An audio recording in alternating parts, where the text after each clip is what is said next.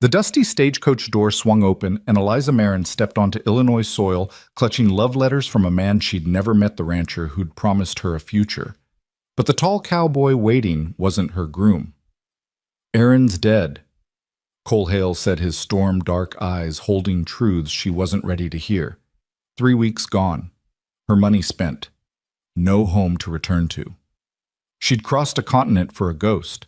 Now she stood face to face with the brother who'd inherited an impossible promise. Stay with me until the end of this story and comment which city you're watching from so I can see how far this tale has traveled. The stagecoach wheels had barely stopped spinning when Eliza Marin knew something was wrong.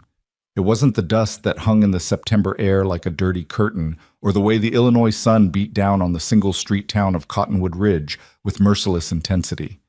It wasn't even the silence that greeted her arrival. Small frontier towns were often quiet, she'd been told, especially at midday when the heat drove everyone to shade. No. What told her something was wrong was the man. He stood apart from the handful of curious onlookers who'd gathered to watch the stagecoach arrival. His shoulders broad beneath a worn work shirt, his hat pulled low enough to shadow his face, while others whispered and pointed at the solitary woman passenger. Clearly a curiosity in these parts. This man simply waited, perfectly still, watching her with an intensity that made her fingers tighten on the leather satchel that held everything she owned. Eliza's heart hammered against her ribcage as she accepted the driver's hand and stepped down onto the wooden platform. After 3 weeks of bone-rattling travel, first by train from Boston to St. Louis, then by riverboat up the Mississippi, and finally this endless, jarring stagecoach journey across prairies that seemed to stretch into eternity, her legs trembled beneath her travel-stained skirts. "Miss Marin?" The voice was deep, roughened by wind and weather, and it came from the man who now stepped forward into the sunlight. She looked up and up into a face that was all hard angles and sun-bronzed skin. His eyes were the color of storm clouds, gray and turbulent, framed by lines that spoke of long days squinting into harsh light.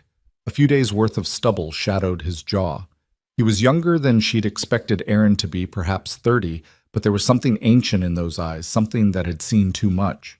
"I'm Eliza Marin," she confirmed, her Boston accent sounding painfully refined against his frontier drawl. "Are you—" She stopped clutching the letters she'd pulled from her satchel. Aaron's letters. The ones that had convinced her to leave everything behind and travel halfway across the country to marry a man she'd never met. "Are you Aaron Hale?" Something flickered across the man's face. Pain, regret, something raw, and quickly shuddered. "No, ma'am, I'm Cole. Cole Hale." He removed his hat, revealing dark hair that needed cutting. "Aaron's my brother."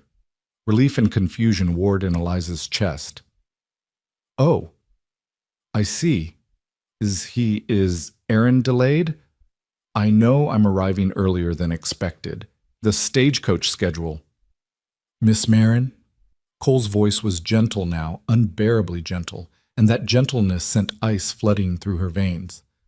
"Could we speak somewhere private? There's a bench just there in the shade. Just tell me."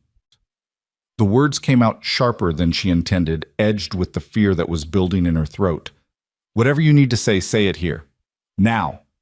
Cole's jaw tightened. He glanced at the gathered onlookers, a woman in an apron standing in a shop doorway, 2 men outside what appeared to be a saloon, a handful of children peering around a corner. When he looked back at Eliza, his storm-cloud eyes held a sorrow so profound it stole her breath. "Aaron's dead, Miss Marin. I'm sorry. My brother is dead." The world tilted. Eliza heard the words, understood them individually, but together they made no sense. Dead. Aaron was dead. The man whose letters she'd read and reread until she'd memorized every word. The man who'd written about the ranch he was building, about his dreams for the future, about the partnership he wanted with a woman brave enough to take a chance on frontier life. The man who'd promised her respect, opportunity, and a fresh start after the suffocating confines of Boston society had rejected her for being too educated, too opinionated, too unmarriageable at 26. "That's not possible." Her voice sounded distant to her own ears. "I received a letter from him just 6 weeks ago. He was fine. He was making arrangements for our wedding. He was—" 3 weeks ago. Cole's words fell like stones. 3 weeks ago, Aaron was breaking a young stallion. Horse threw him. Landed wrong. He paused, his throat working. He died that night. Didn't suffer long, if that's any comfort. It wasn't. Nothing about this was comforting. Eliza's legs finally gave out. She sank onto her satchel right there in the dust letters scattering around her feet. Aaron's careful handwriting mocked her from the pages, promises of a future that would never exist, dreams that had died with him. "Miss Marin!" Cole crouched in front of her, his voice low enough that only she could hear. "I know this is a shock. I know you've come a long way, but you can't sit here in the street. Let me take you somewhere you can rest, collect yourself. Then we'll figure out what comes next." "What comes next?" Eliza laughed, the sound brittle and broken. "What comes next is I turn around and go home. Back to Boston. Back to—" She stopped, the reality of her situation crashing over her like a wave. "Oh, God. Ma'am?" She looked up at Cole, seeing him clearly for the first time through the haze of shock. He had Aaron's build, tall, broad-shouldered, strong. But where Aaron's letters had been full of poetry and romance, Cole's face was harder, more weathered. This was a man shaped by the harsh realities of frontier life, not softened by dreams of love. "I can't go back." The words tasted like ash. "I have $17 to my name. The journey here cost everything I had. My aunt, the one I lived with in Boston, died last spring. The family took the house, and they made it very clear I wasn't welcome to stay. I took this position, this marriage, because it was my only option. And now—" Cole's expression remained carefully neutral, but something shifted in those storm cloud eyes. Understanding, perhaps. Or pity. Eliza couldn't decide which would be worse. "Now you're stranded," he finished quietly. "Yes." She forced herself to stand, brushing dust from her skirts with shaking hands. Pride was all she had left, and she clung to it fiercely. "But that's not your concern, Mr. Hale. Your brother made me a promise, yes, but he's gone. You have no obligation to me. I'll find work here in town. There must be something. I can read and write. I can keep accounts. I can teach." "Miss Marin, please." She held up a hand, fighting back tears that burned behind her eyes. "Don't apologize again. This isn't your fault. It's just desperately unfair." She bent to gather the scattered letters, hands trembling.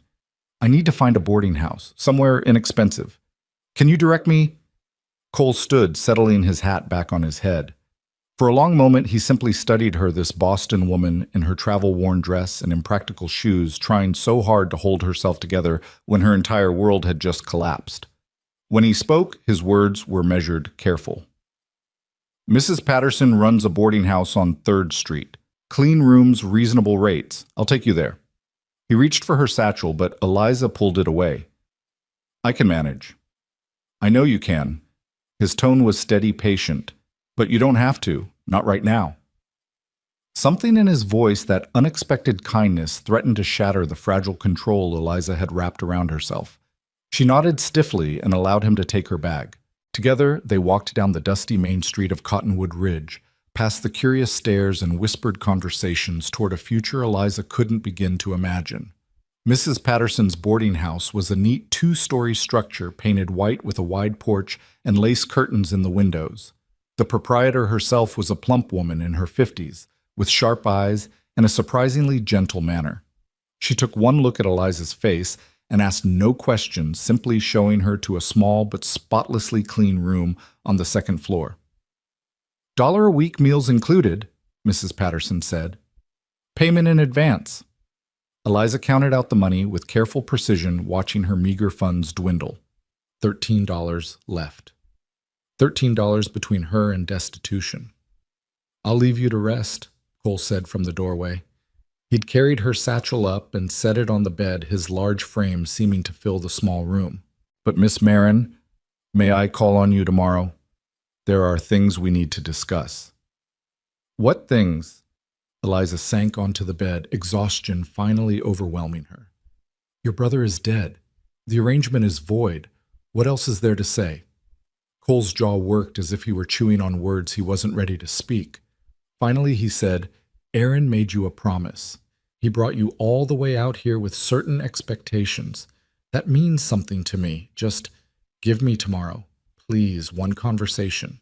Then if you want me to leave you alone, I will. This story was posted on the Eliza was channel too tired west to of argue. Betrayal. Please do Tomorrow, not then, repost it in the in any afternoon, form. if that suits you. Yes, ma'am. 2:00. He touched his hat brim in a gesture that was almost courtly incongruous with his rough appearance. Try to get some rest.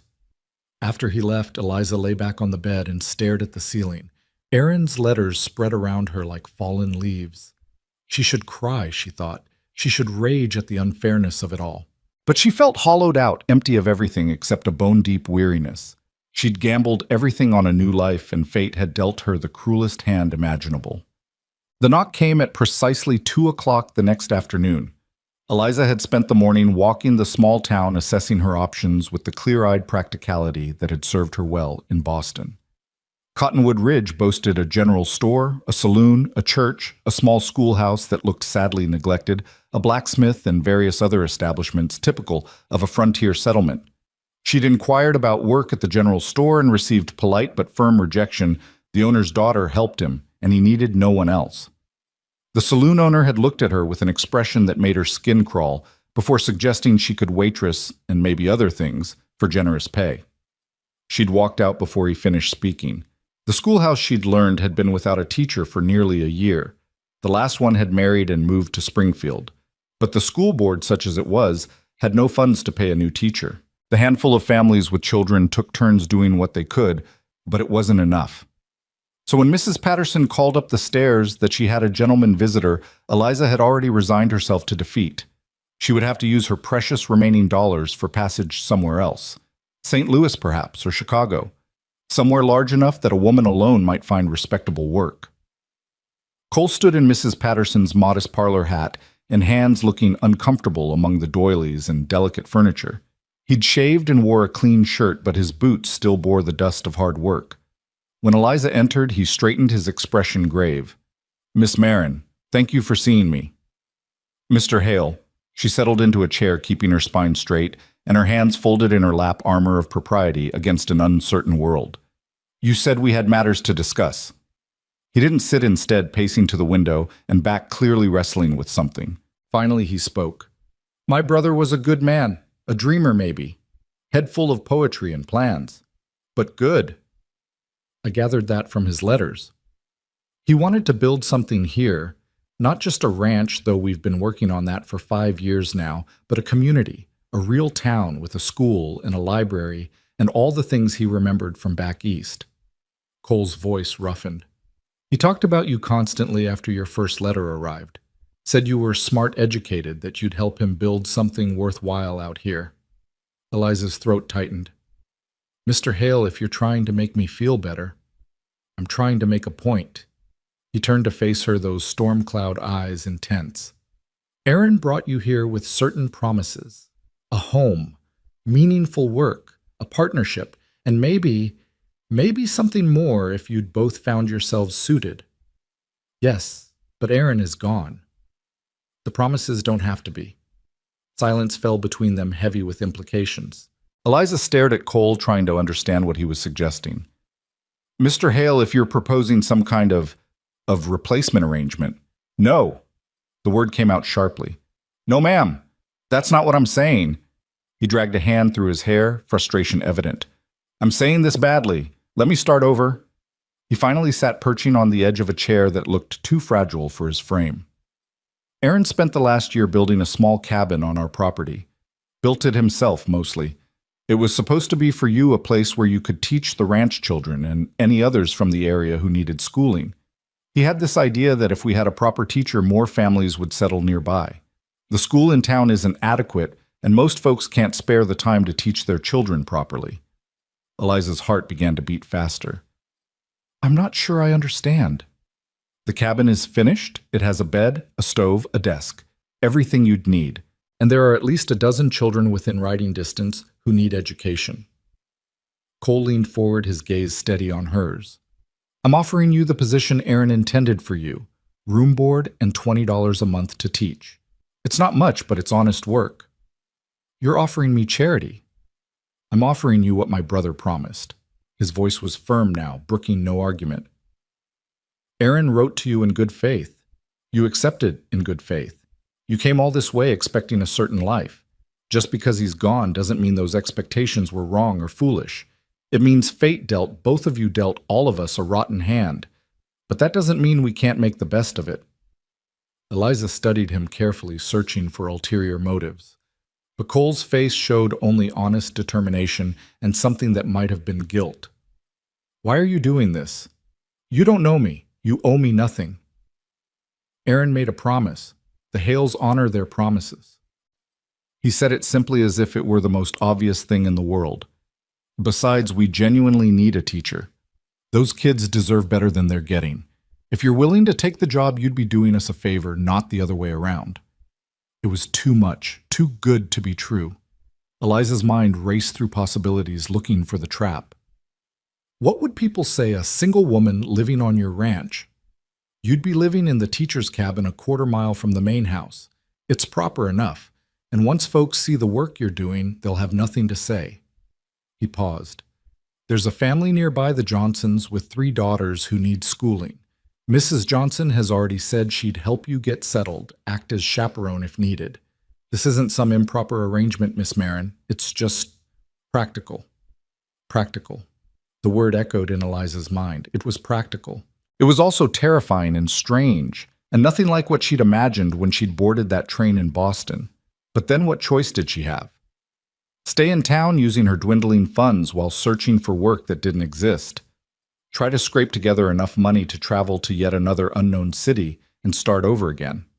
Or accept this unexpected offer from a man honoring his dead brother's promise. I'd want to see the cabin first, she heard herself say, and meet the children if possible. And we'd need to establish clear boundaries about the arrangement. Something that might have been relief crossed Cole's face. Of course. I can take you out to the ranch tomorrow morning if that suits you. You can see everything, ask any questions. Then you decide. Eliza nodded slowly. Tomorrow morning, then. Cole stood settling his hat back on his head. At the door he paused. Miss Marin. For what it's worth, I'm sorry. About everything. Aaron would have been a good husband to you. He would have kept every promise he made. But he didn't keep them, did he? The words came out harsher than she intended, bitter with grief she hadn't yet processed. He died and left me stranded 1,000 miles from anything I know. Cole's expression didn't change, but something in his eyes acknowledged the unfairness of it all. No, ma'am, he didn't, but I'm trying to do right by his memory. That's all I've got to offer. After he left, Eliza sat alone in Mrs. Patterson's parlor, her mind spinning. She should be mourning Aaron, a man she'd never met but had allowed herself to dream about. Instead, she found herself thinking about his brother, about storm cloud eyes and rough kindness, about promises and honor and the strange turns life could take. She pulled out Aaron's letters one more time, reading the words of a ghost. He'd written about the prairie sky, about the way spring transformed the grasslands, about his hope for a future worth building.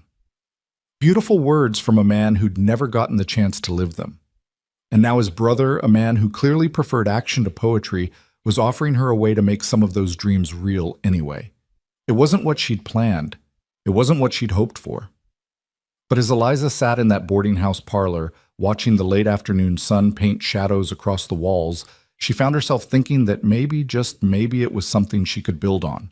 After all, she'd already gambled everything once. What was one more risk? The ride to the Hale Ranch the next morning was a revelation. Cole had arrived with a sturdy wagon rather than on horseback, a thoughtful gesture that Eliza appreciated as she climbed onto the bench seat. The September morning was cool and clear, the sky an impossible blue that seemed to stretch forever in every direction. As they left Cottonwood Ridge behind, following a rutted track across rolling prairie, Eliza found herself simultaneously awed and terrified by the sheer emptiness of it all. It's so vast, she murmured almost to herself. Takes getting used to, Cole agreed. He handled the horses with easy competence, his attention divided between the track ahead and occasional glances at his passenger. Aaron said you were from Boston. Must feel like a different world. That's an understatement.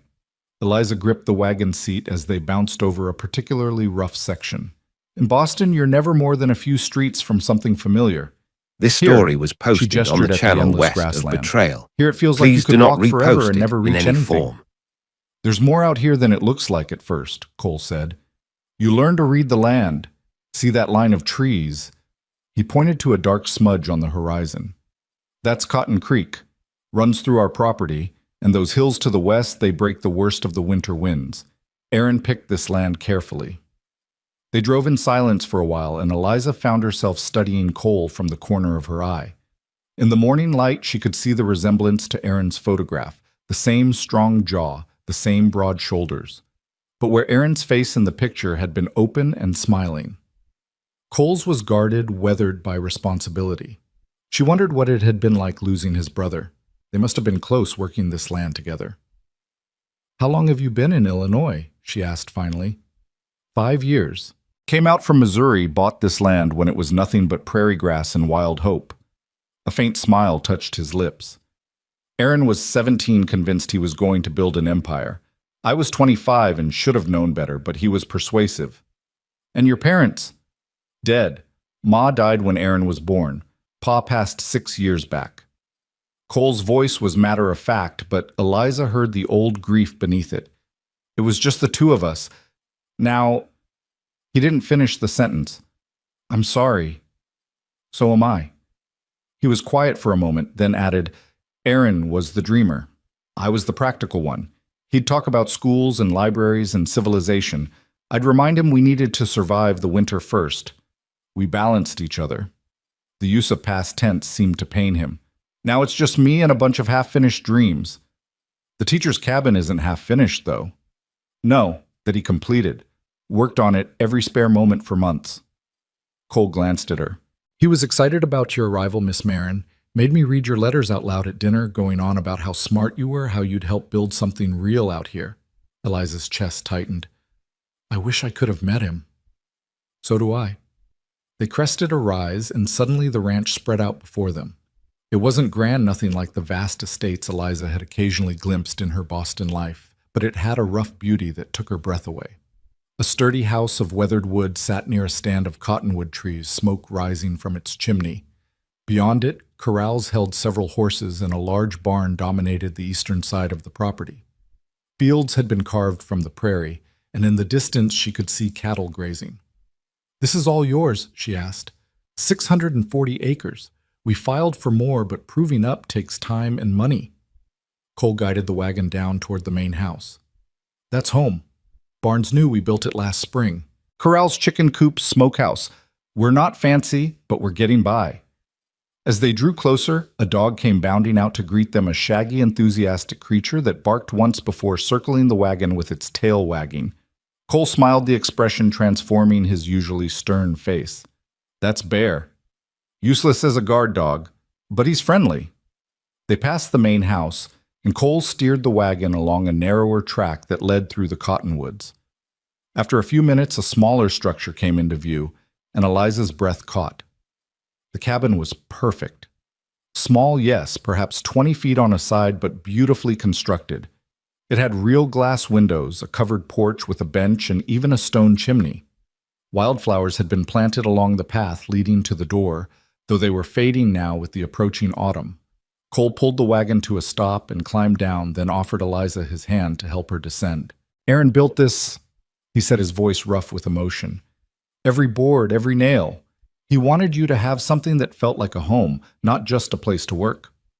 Eliza walked slowly toward the cabin, her heart hammering. The door was unlocked. Inside, sunlight streamed through the windows, illuminating a space that was simple but thoughtfully arranged. A rope bed in one corner with a straw-tick mattress neatly made up, a small cast-iron stove, a table and 2 chairs, shelves along one wall currently empty but clearly meant for books, a trunk for storage, and dominating the far wall a beautiful desk with cubby holes and drawers, the kind of desk a teacher would need. He ordered that from a catalog, Cole said from the doorway. Cost more than the lumber for the whole cabin, but he said a proper teacher needed a proper desk.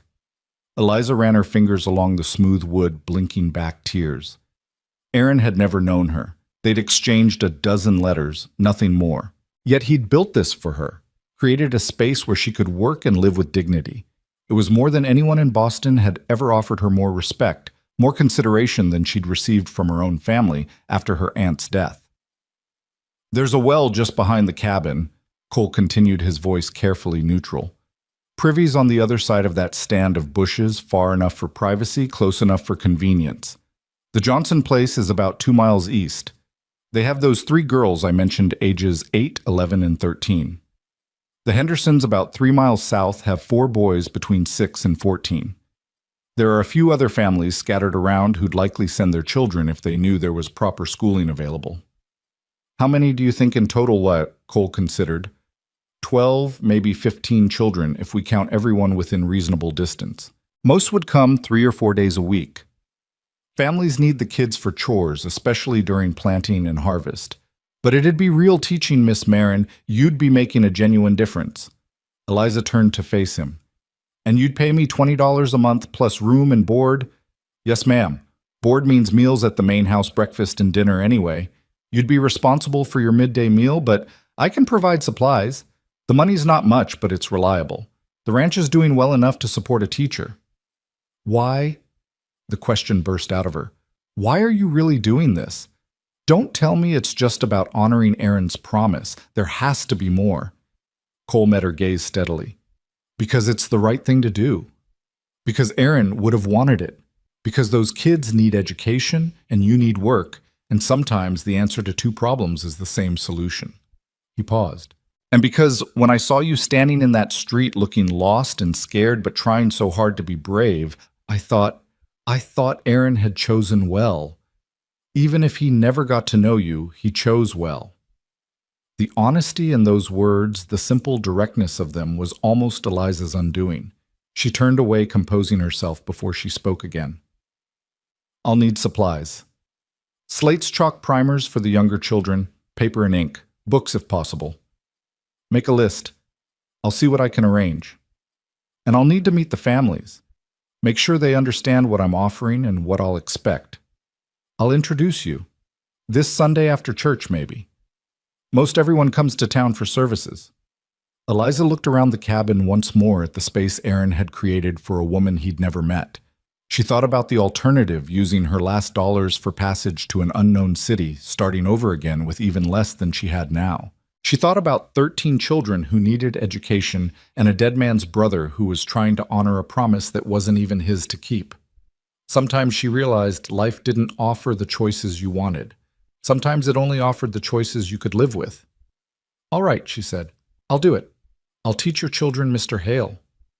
For the first time since she'd met him, Cole Hale smiled a real smile that reached his eyes and softened the hard lines of his face. "Thank you, Miss Marin. You won't regret this."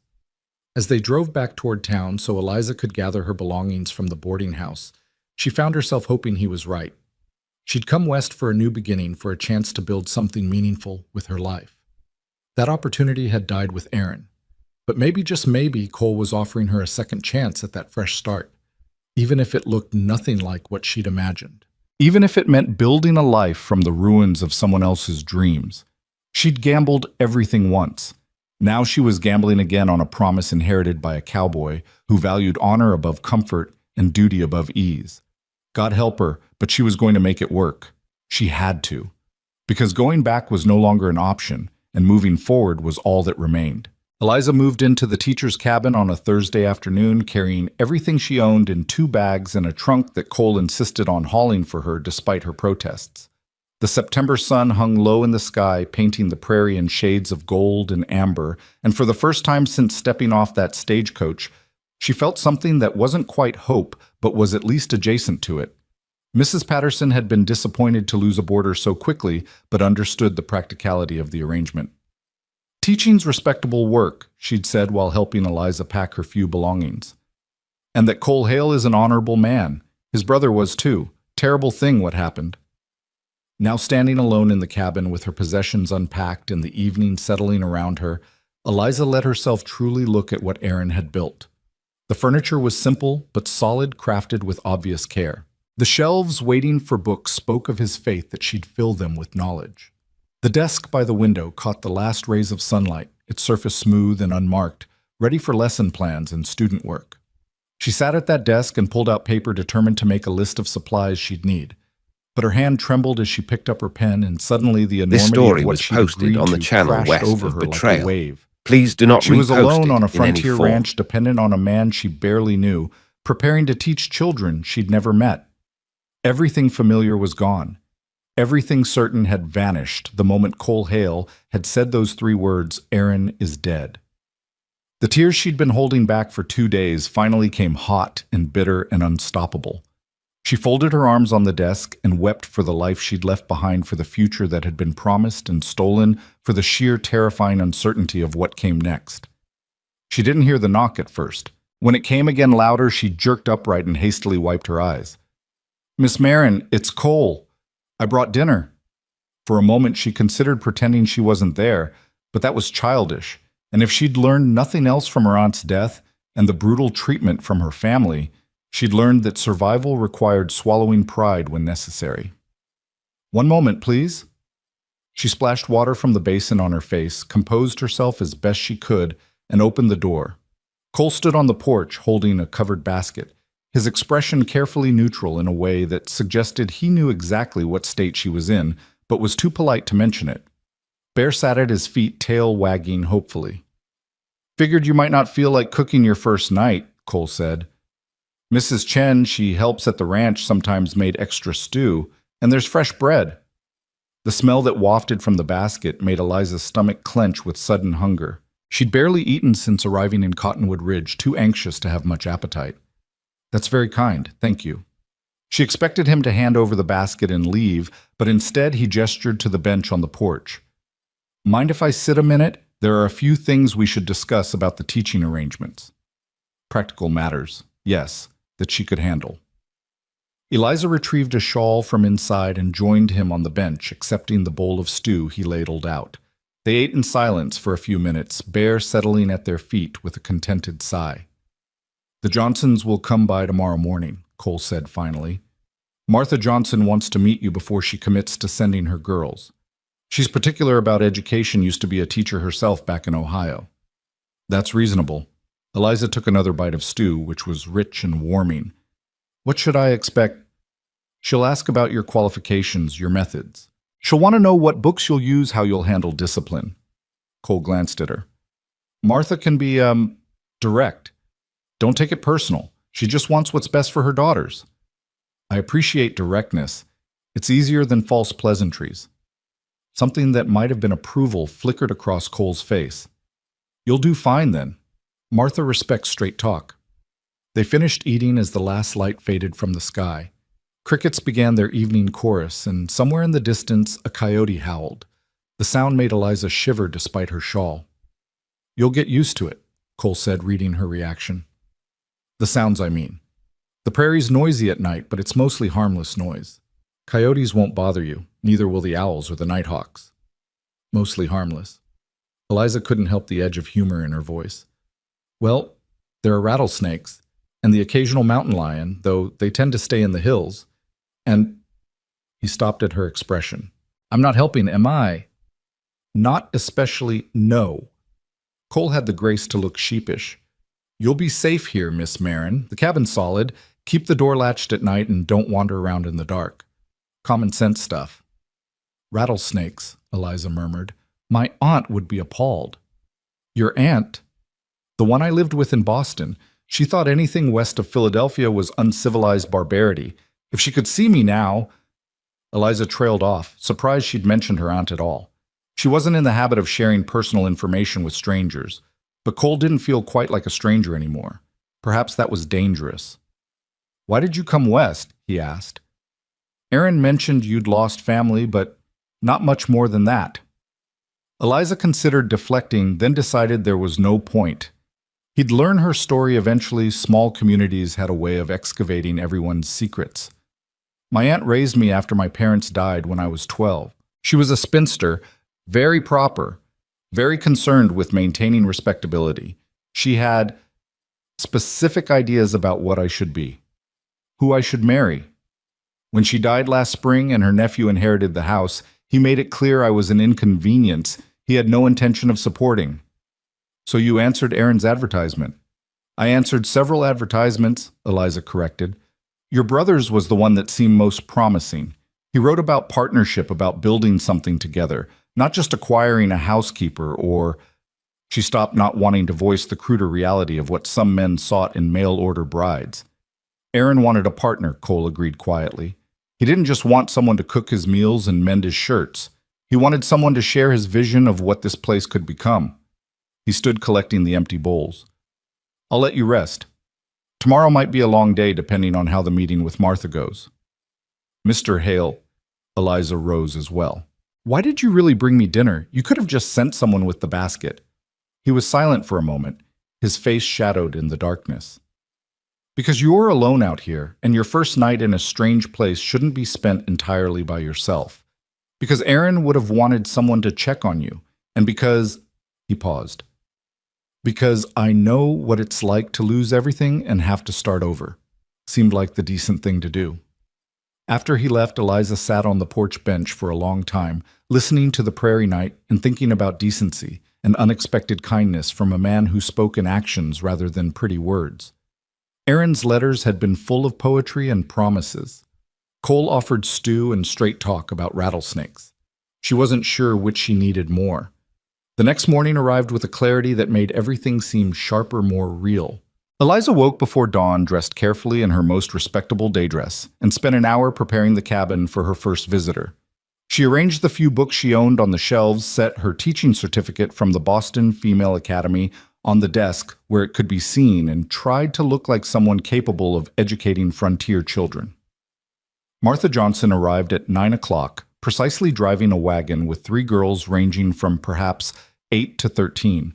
She was a tall, raw-boned woman with intelligent eyes and work-roughened hands, dressed in a faded calico dress, but carrying herself with unmistakable dignity. Mrs. Johnson, Eliza said, stepping out to greet them. I'm Eliza Marin. Thank you for coming. Had to see for myself what kind of teacher Cole Hales brought out here. Martha's voice was brisk but not unkind. She gestured to the girls. This is Sarah, my eldest. Then Emma and the little one's Margaret. Say good morning, girls. 3 voices chorused in unison. 3 pairs of curious eyes fixed on Eliza. Sarah had her mother's sharp gaze. Emma seemed shy, half hiding behind her sister. Margaret, the youngest, clutched a worn rag doll and stared with open fascination. Would you like to come inside? Eliza asked. I can show you what I'm planning for the curriculum. Martha climbed down from the wagon with practiced ease. Girls, you wait here. Mind your manners. Inside the cabin, Martha's gaze swept over everything, the neat bed, the organized desk, the books on the shelf. She picked up Eliza's teaching certificate and studied it carefully. Boston Female Academy. Fancy. It wasn't quite an accusation, but close. What's a Boston-educated woman doing teaching ranch children in Illinois? Making the best of unexpected circumstances, Eliza said honestly. My situation changed. Mr. Hale offered me work. I need the work, and from what he tells me, your daughters need education. They've had teaching. I've been working with them myself. I'm sure you have, and I'm sure you've done well. But Mrs. Johnson, you have a ranch to help run. You have your own work. If I can take that burden from you while giving your daughters consistent, structured learning, isn't that worth considering? Martha's expression didn't change, but something in her posture relaxed slightly. What would you teach them? For the next hour, Eliza outlined her plans. Reading and composition naturally, mathematics appropriate to each age level, history and geography, basic sciences, penmanship. She showed Martha the primers she'd brought from Boston, explained her belief in encouraging questions rather than just rote memorization, and described how she'd handle students of different ages and abilities in a single classroom. Martha listened with the intense focus of someone who'd been a teacher herself and knew exactly what questions to ask. She challenged Eliza on discipline methods, on how she'd handle a child who struggled with reading, on what she'd do if boys in the classroom acted up. Eliza answered each question directly drawing on her own education and the semester she'd spent helping at a church school in Boston before her aunt had deemed it inappropriate for someone of her station. Finally, Martha nodded. All right, you'll do. The girls will come Monday, Wednesday, and Friday. Bring their own lunch. They'll help with chores at home the other days. Relief flooded through Eliza. Thank you. I promise I'll... Don't promise me anything yet, Martha interrupted. Show me with results. This story Sarah was can read posted well on the enough, but channel her West mathematics are of weak. Betrayal. Emma's the Please do opposite not good with repost it figures, in any struggles form. with letters. Margaret's just starting. You make progress with them. We'll talk about continuing. That's more than fair. Martha stood, then paused at the door. Cole Hale's a good man. Lost maybe since his brother died, but good. He'll deal fair with you. Her eyes were sharp. You deal fair with him and those children you hear. We don't have patience for anyone who'd take advantage of grief or goodwill. I understand. After they left, Eliza sank into the desk chair, her hands shaking with released tension. She'd passed the first test. 3 students secured, but Martha Johnson's words lingered. Lost maybe since his brother died. She thought of Cole's face when he'd first told her about Aaron, that flash of raw grief before the shutters came down. How much was he carrying alone? Not your concern, she told herself firmly. You're here to teach, not to fix broken cowboys. The Hendersons arrived that afternoon, a harried-looking couple with 4 energetic boys who tumbled out of their wagon like puppies. By evening, Eliza had commitments from 3 more families, 12 children in total, ranging from age 6 to 14. School would start Monday. She spent the weekend preparing lesson plans and organizing the cabin to serve double duty as her living quarters and classroom. Cole appeared Saturday morning with a load of supplies. Slates, chalk, 24 primers of varying difficulty, paper, ink, and even a small globe that must have cost more than she wanted to think about. Aaron ordered most of this months ago, he explained, setting the boxes on her porch. Been sitting in the barn waiting. The globe, too, that I bought last week in Springfield. Figured if you're teaching geography, you need proper tools. He wouldn't meet her eyes, as if embarrassed by the gesture. Thank you, Eliza said softly. It's more than generous. It's practical. His voice was gruff. Can't teach without supplies. Sunday after church, which Eliza attended in town, feeling the weight of curious stares from the entire congregation, Cole introduced her to the remaining families who'd expressed interest in sending their children.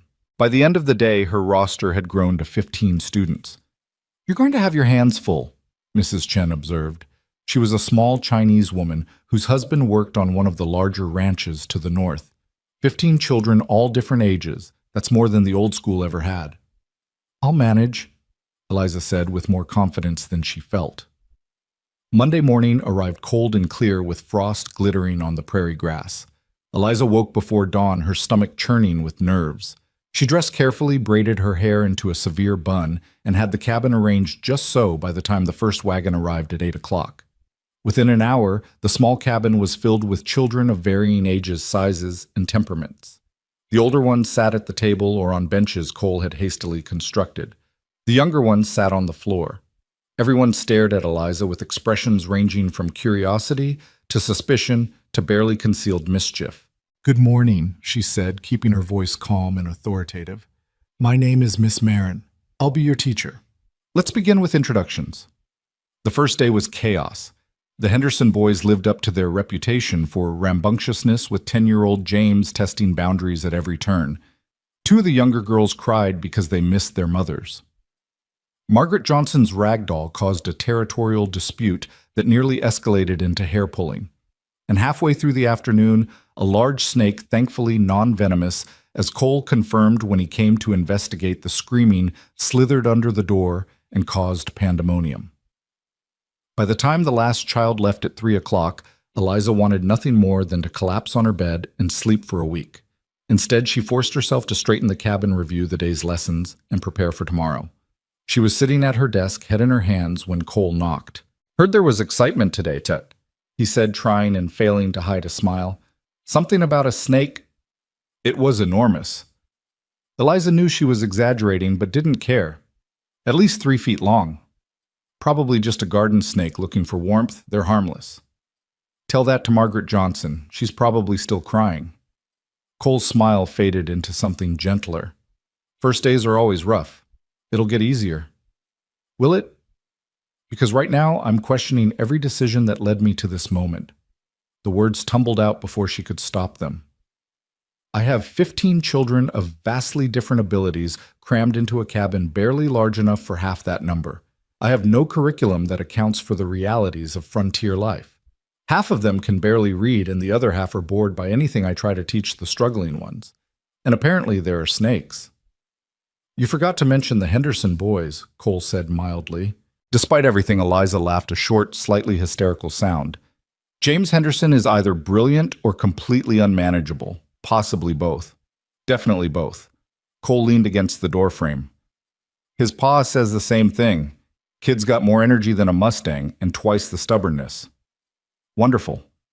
They were quiet for a moment, and then Cole said, Aaron used to talk about this, about how hard it would be to start a proper school out here. He knew it wouldn't be easy. That's why he wanted someone educated, someone with real training. He believed you could do it. He never met me. No, but he knew what to look for, and from what I saw today, and I did check in a few times, heard some of your lessons through the window, you've got something those kids need. You're patient even when you're frustrated. You listen to them. And you don't talk down to them just because they're young or from frontier families. Eliza looked up at him surprised. You were listening, wanted to make sure everything was all right after the snake incident. He shifted suddenly awkward. And maybe I was curious about what real teaching sounds like. You never had formal schooling. Not much. Pa taught us to read and do figures. The rest we picked up as we went. He smiled faintly. Aaron was better at the book learning. I was better at the practical stuff. Yet you bought a globe for children you'll never teach. Someone should teach them. Someone should give them chances we didn't have. His voice held a conviction that surprised her with its intensity. That's what Aaron wanted to build here, opportunity. Not just for us, but for everyone who settles in this area. Education's part of that. Looking at Cole in the doorway, his face serious and his hands rough from ranch work, Eliza felt something shift in her chest. This wasn't just about honoring a dead man's promise. Cole believed in what Aaron had dreamed of. Believed in it enough to spend money the ranch probably couldn't spare on school supplies. Believed in it enough to hire a teacher he barely knew and trust her with the community's children. I won't let you down, she said. Or them. Or Aaron's memory. I promise. I know you won't. He straightened. Get some rest, Miss Marin. Tomorrow will be better. And remarkably, it was. The second day brought less chaos and more actual learning. Eliza divided the children into 3 groups by ability and rotated between them, giving each group focused attention while the others worked independently. James Henderson responded well to being given extra responsibilities. She made him her assistant for the younger children's reading time, and he took the job seriously. Margaret Johnson calmed down once she understood that crying wouldn't get her sent home, only patient attention to her work. By the end of the week, something resembling routine had emerged. The children arrived knowing what to expect. They settled into their groups without being told. Even the Henderson boys were beginning to channel their energy into learning rather than mischief. Friday afternoon, as the last wagon pulled away, Martha Johnson appeared at the cabin door. Sarah says she learned more this week than in the last 6 months, Martha said without preamble. Emma's actually enjoying reading for the first time, and Margaret comes home every day chattering about what Miss Marin taught her. They're good students, Eliza said. All of them work hard. So do you. Martha's expression softened slightly. I was hard on you when we met. Had to be, couldn't risk my girls on someone who wouldn't take the work seriously, but you've proven yourself. Thank you. After Martha left, Eliza allowed herself a moment of pure satisfaction. 1 week down, she'd survived. More than that, she'd succeeded. That evening, Cole invited her to dinner at the main house. Can't have you eating alone every night, he said. Besides, Mrs. Chen's making roast chicken, and she'll be offended if you don't come. The main house was larger than Eliza had expected, though still modest by Boston standards. The front room served as kitchen dining area and general living space. A stone fireplace dominated one wall, and Aaron's books lined shelves on another. It was a masculine space, sparsely furnished but comfortable. Mrs. Chen had indeed made roast chicken along with vegetables from the ranch garden and fresh biscuits that melted on the tongue. 2 ranch hands. Quiet men named Pete and Sam, who worked the cattle, joined them, and the conversation flowed around weather, livestock prices, and plans for the winter months ahead. Eliza found herself relaxing in a way she hadn't since leaving Boston. This wasn't formal dining with rigid social expectations. This was just people sharing a meal and company at the end of a long workday. It reminded her of This dinners story with her was aunt posted on the before the channel older west woman had of the gotten trail. sick, before everything Please had do not become repost strained it and in any desperate. form. Miss Marin, Pete was looking at her curiously. Cole says you're from Boston. That's a fair piece from here. It is, she agreed. Sometimes it feels like a different world entirely. You miss it. Did she? Eliza considered the question honestly. I miss certain things. Libraries, theaters, being able to walk down a street and see dozens of people. But Boston wasn't kind to me in the end. Sometimes you have to leave a place to discover it wasn't really home. Cole's eyes met hers across the table, and something passed between them, understanding, perhaps. Recognition of shared experience. He'd left his old life to build something new from nothing. The meal ended with apple pie, and then Mrs. Chen shooed everyone out so she could clean up.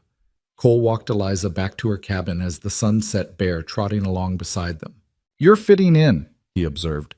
The kids like you. The families trust you. That's no small thing. I'm trying. Eliza pulled her shawl tighter against the evening chill. Though I keep waiting for something to go wrong. Why? Because in my experience, when things start going well, that's when disaster strikes. She tried to make it sound light, but the bitterness leaked through. Cole was quiet for a few steps. Your family really did a number on you, didn't they? My aunt meant well.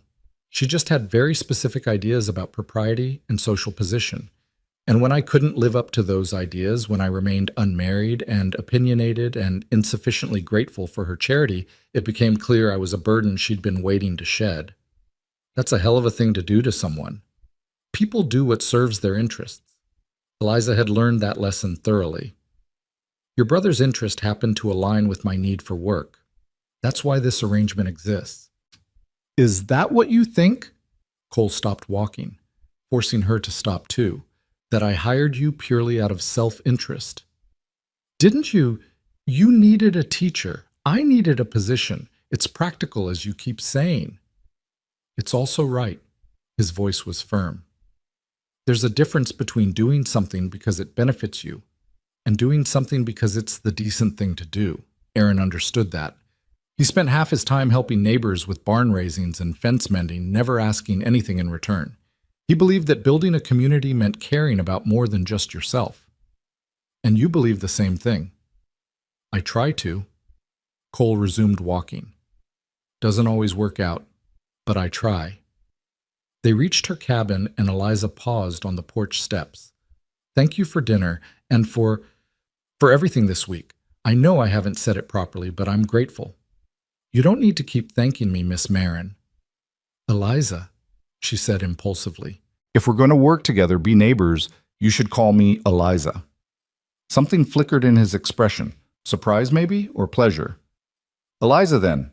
And you can call me Cole. Cole? She tried the name, found it fit more easily than she'd expected. Good night, Cole. Good night, Eliza. She watched him walk back toward the main house, his silhouette dark against the twilight sky, and realized with some surprise that she was happy. Not completely grief for the life she'd expected with Aaron still lingered and uncertainty about the future remained. But in this moment, standing on the porch of a cabin built by a dead man's hands, teaching children who'd welcomed her into their lives, she felt something that had been missing for months. She felt like she belonged somewhere.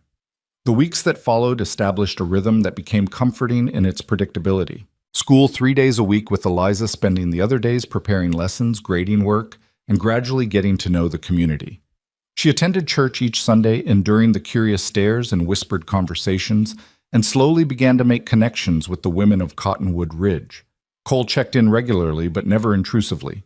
He'd bring supplies when she needed them, fix things that broke, make sure she had enough firewood as the weather grew colder. They fell into an easy pattern of shared dinners twice a week, with Eliza reciprocating by cooking for him and the ranch hands when Mrs. Chen had a day off. She learned that Cole was 29, that he'd been breaking horses since he was 14, that he read slowly but thoroughly and preferred histories to novels. She learned that he woke before dawn every day, that he had a quick temper that flared and faded like summer lightning, that he carried guilt about Aaron's death like a stone in his chest. "I should have been there," he said one evening in late October. They were sitting on her cabin porch watching the sunset paint the prairie in shades of orange and purple. "Should have been helping him with that stallion, but I was in town dealing with a supply order that could have waited. You couldn't have known. I knew that horse was green. Knew Aaron was pushing too hard trying to prove something. I should have made him wait. Aaron was a grown man. He made his own choices. Doesn't make it easier." Cole's voice was rough. "He was my little brother, my responsibility, and I failed him." Eliza wanted to reach out to offer some gesture of comfort, but wasn't sure it would be welcome. "From everything you've told me, Aaron lived exactly as he wanted, building his dream, working toward his vision of the future. That's not failure, Cole. That's honoring who he was." He didn't respond, just sat in silence as the light faded. But when he finally stood to leave, he touched her shoulder briefly, a quick, grateful press of his hand that sent unexpected warmth through her. "Thank you," he said quietly, "for listening."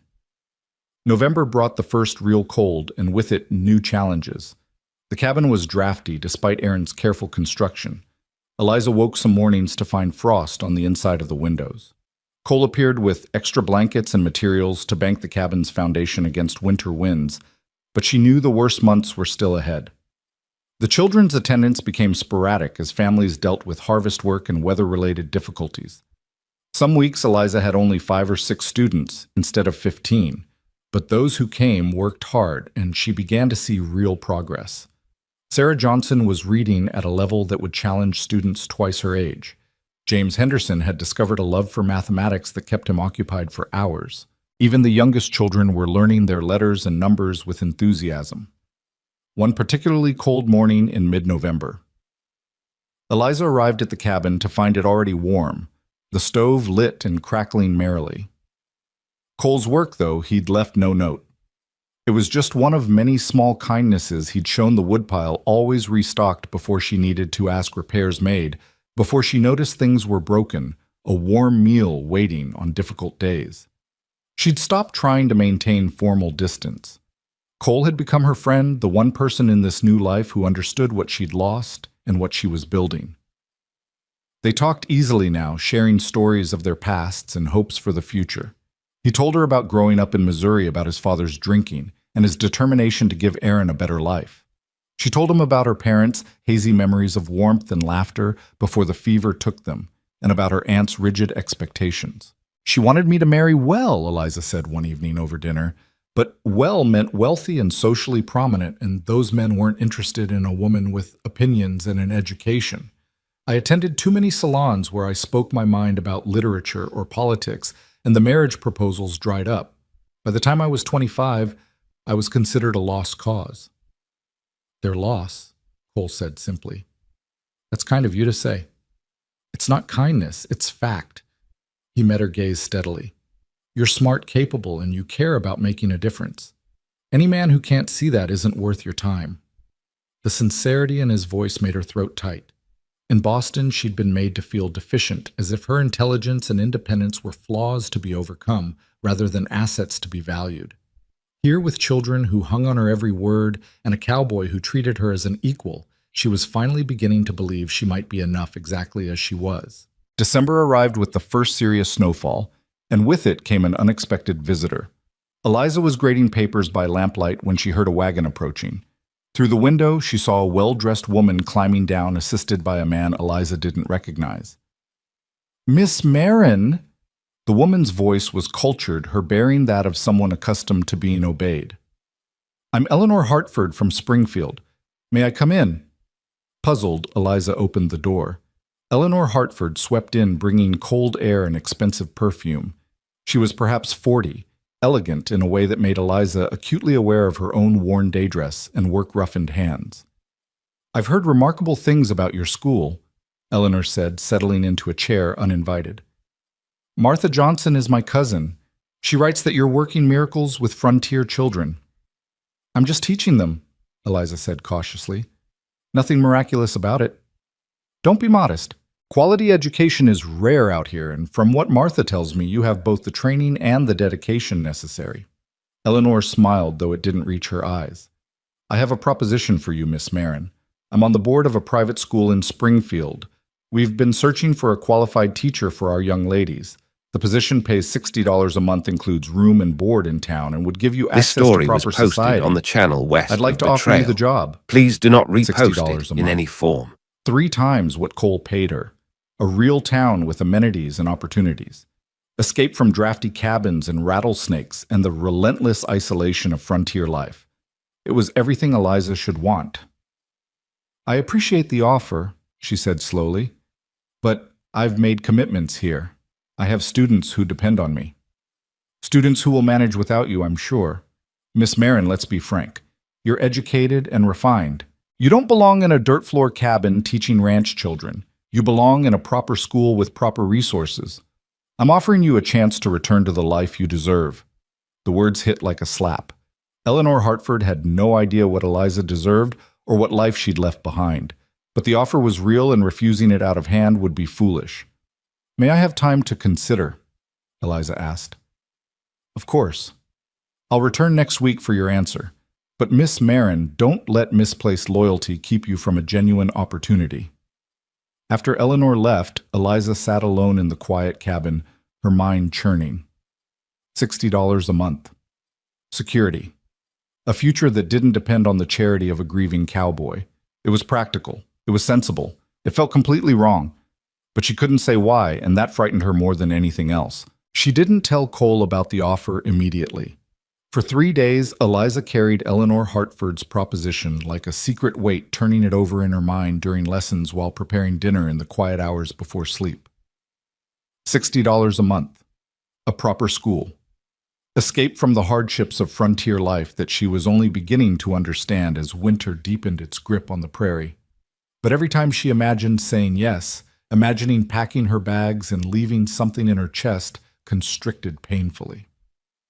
On the 4th day, Martha Johnson appeared at the cabin after school with a basket of preserves and an expression that suggested she knew exactly why she'd come. Eleanor wrote to me, Martha said, without preamble, settling onto the bench by the stove. Said she'd made you an offer, said she was sure you'd accept once you had time to think rationally about your circumstances. Eliza set down the slate she'd been cleaning. She's very confident. Eleanor usually is. Comes from having money and position.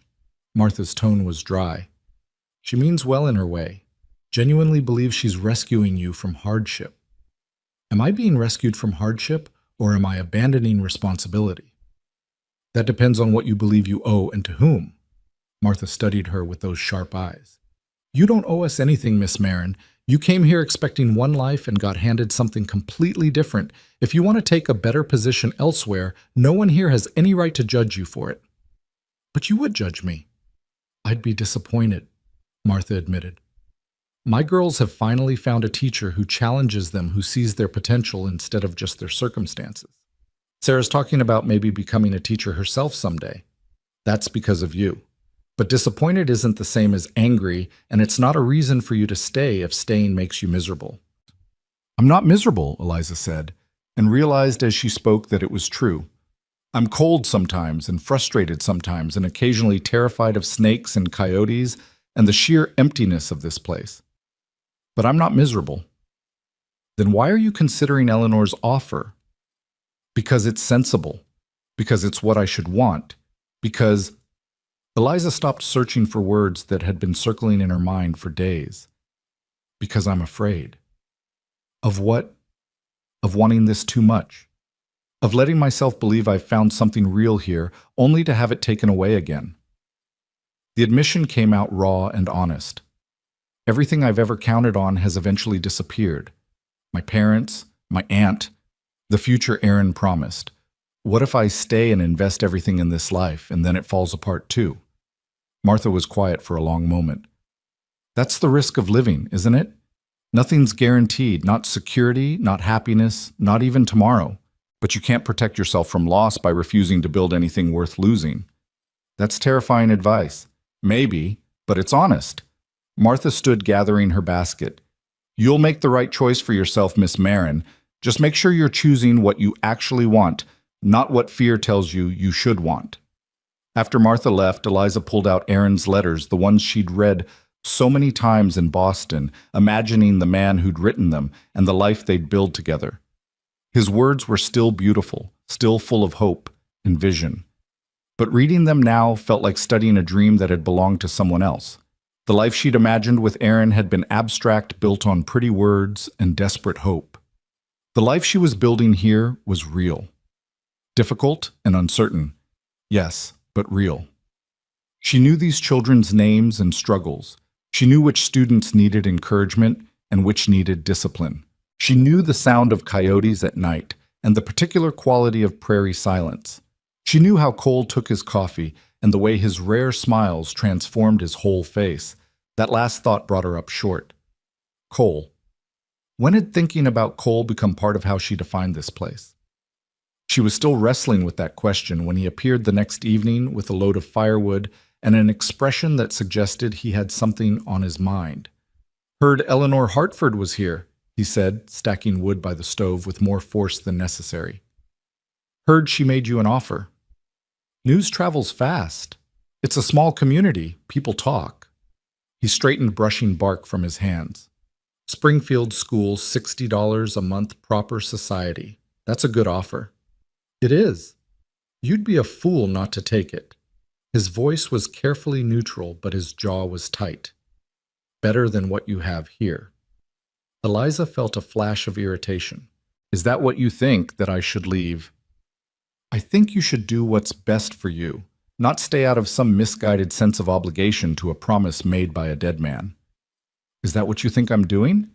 "Staying out of obligation." "Aren't you?" Cole turned to face her fully. "You came here expecting to marry Aaron, to build a life with him. Instead, you got stuck teaching in a drafty cabin for a fraction of what you're worth. Eleanor's offering you a way out. Why wouldn't you take it? Maybe because I don't want a way out."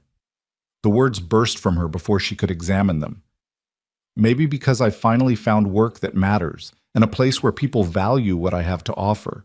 Maybe because for the first time in years I feel like I'm building something real instead of just surviving." Cole stared at her, something unreadable flickering across his face. "You mean that?" "Yes, I mean it." Eliza's hands were shaking, whether from anger or something else she couldn't tell. "Do you want me to leave? Is that what this is about? Because if you're trying to tell me politely that my position here is temporary." "No." The word came out sharp. "That's not what I'm saying at all." "Then what are you saying?" He was silent for a long moment, tension radiating from his frame. When he finally spoke, his voice was low and rough. "I'm saying you deserve better than this. Better than a cabin that's too cold and a salary that's too small and a man who hired you because he didn't know what else to do with his brother's broken promises." "Cole, let me finish." He turned away, staring out the window at the darkening prairie. "When you first arrived, I thought I was doing the right thing, honoring Aaron's commitment, making sure you weren't left stranded. But somewhere along the way, it stopped being about obligation and started being about—" He stopped abruptly. "About what?" Eliza's heart was hammering now. "About not wanting you to leave." The admission sounded like it cost him. "About looking forward to our dinners and our talks. About watching you with those kids and thinking Aaron knew exactly what he was doing when he wrote to you. About—" He stopped again, his shoulders rigid. "About things I have no right to think or feel." The cabin suddenly felt too small, the air too thick. Eliza's mind was reeling, trying to process what he'd just said and what it might mean. "Why don't you have a right?" she asked quietly. "Because you came here for Aaron. Because he's barely 3 months in the ground.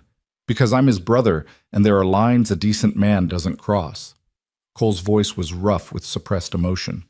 "Because you deserve someone who courts you properly, not someone who's trying to sort out grief and guilt and feelings that have no business existing." "Cole?" Eliza moved closer, her heart racing. "Look at me." He turned slowly, and the expression in his storm cloud eyes stole her breath. Raw need warred with rigid honor desire, fighting against duty.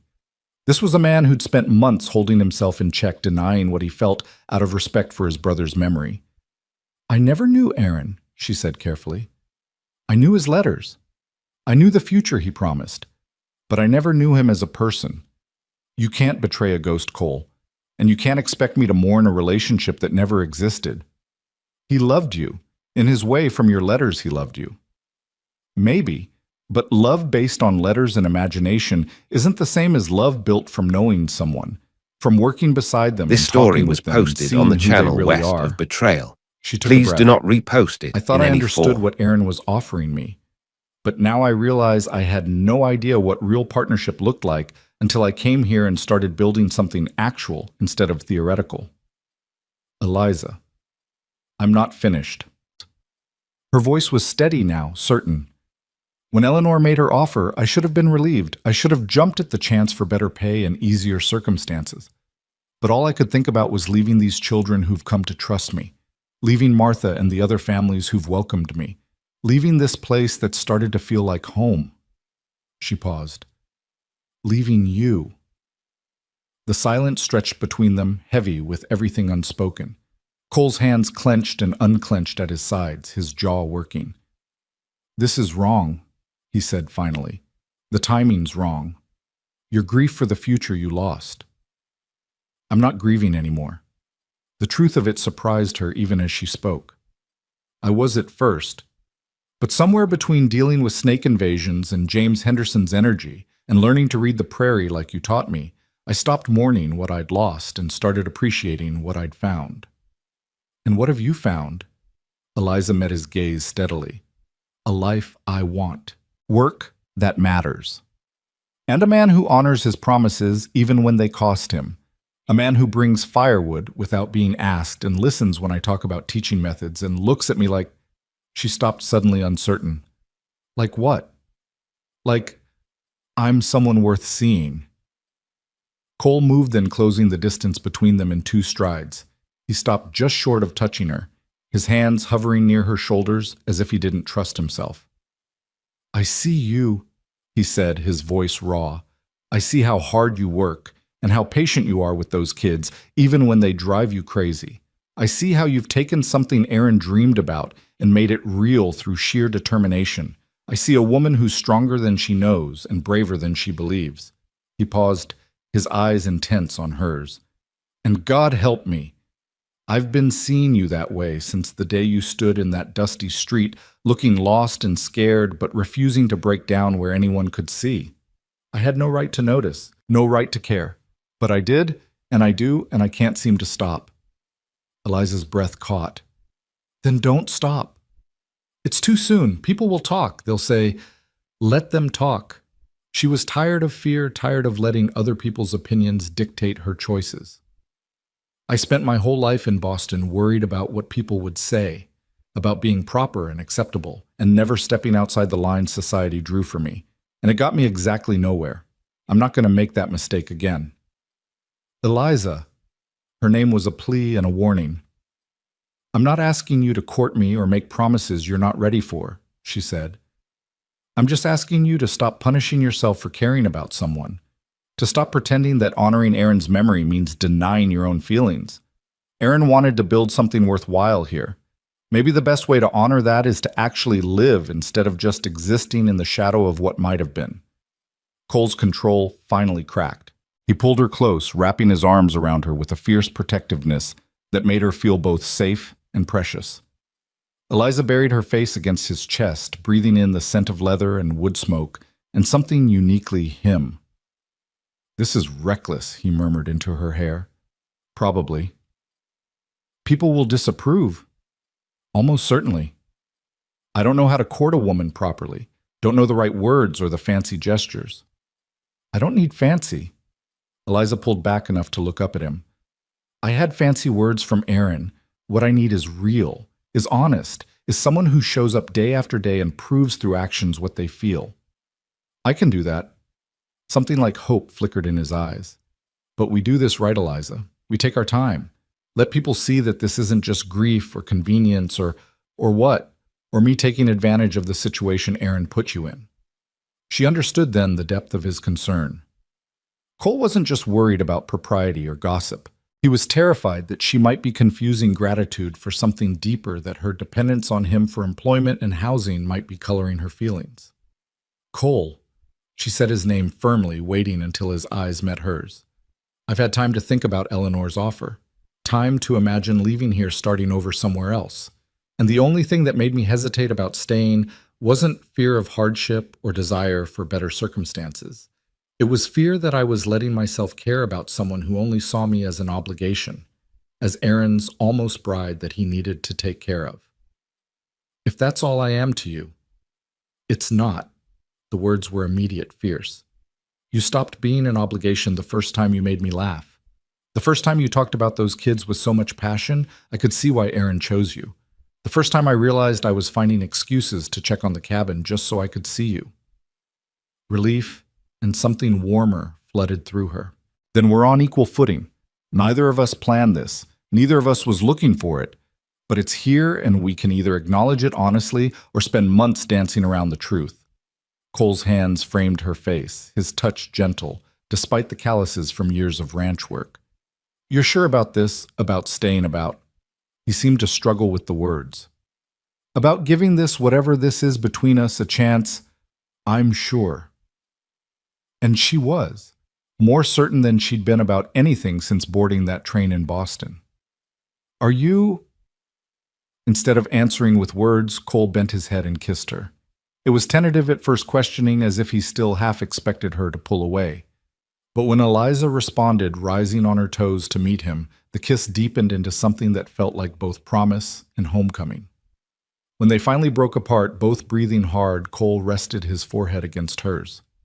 We take this slow, he said. We do it right. Court, you properly. Let people see us together. Make sure everyone knows this is real and respectful. And not just convenience or grief or obligation, Eliza finished. I understand. I agree. You'll stay.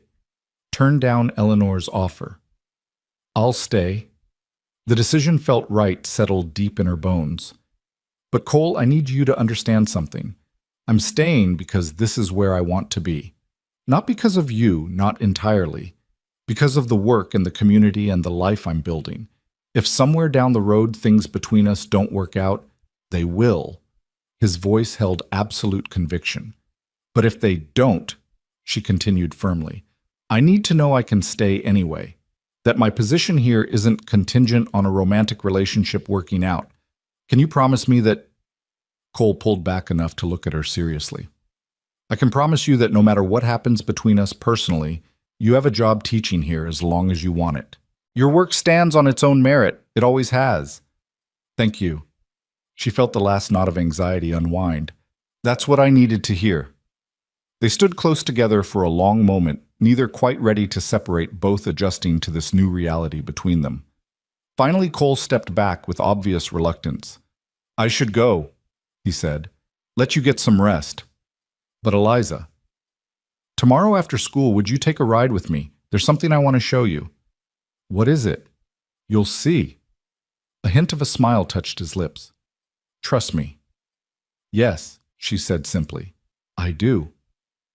After he left, Eliza sat by the stove, her fingers touching her lips where she could still feel the ghost of his kiss. Everything had changed in the span of an hour. The future she'd been so uncertain about had suddenly come into focus, not as something happening to her, but as something she was actively choosing to build. She pulled out paper and ink and wrote a brief note to Eleanor Hartford, politely declining the Springfield position. Then she wrote a longer letter to Martha Johnson's cousin, thanking her for the opportunity, but explaining that her commitments in Cottonwood Ridge were ones she wasn't prepared to abandon. Commitments. That's what this place had become. Not a temporary stopping point or a consolation prize after losing Aaron, but a real home with real connections, and now impossibly wonderfully the beginning of something that felt like it might grow into love. She thought about Aaron's letters full of romantic ideals and dreams. Had he known what he was doing when he wrote to her?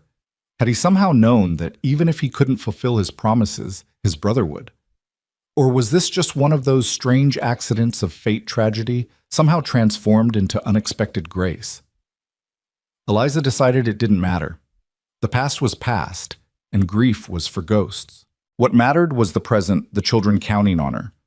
The community accepting her and the cowboy with storm cloud eyes, who'd promised to court her properly while showing her through actions what words alone could never capture.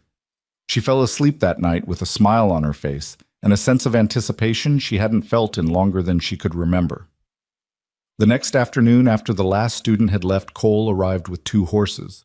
One was his usual mount, a steady This bay story gelding. was posted on The the other channel west was of a smaller Betrayal. mare dappled Please gray do not with kind repost eyes. it in any form. "This is Dancer," he said, stroking the mare's neck. "Gentlest horse on the ranch. Aaron was training her, thought she'd be good for—" He stopped, then continued quietly. "For you." Eliza approached the mare carefully.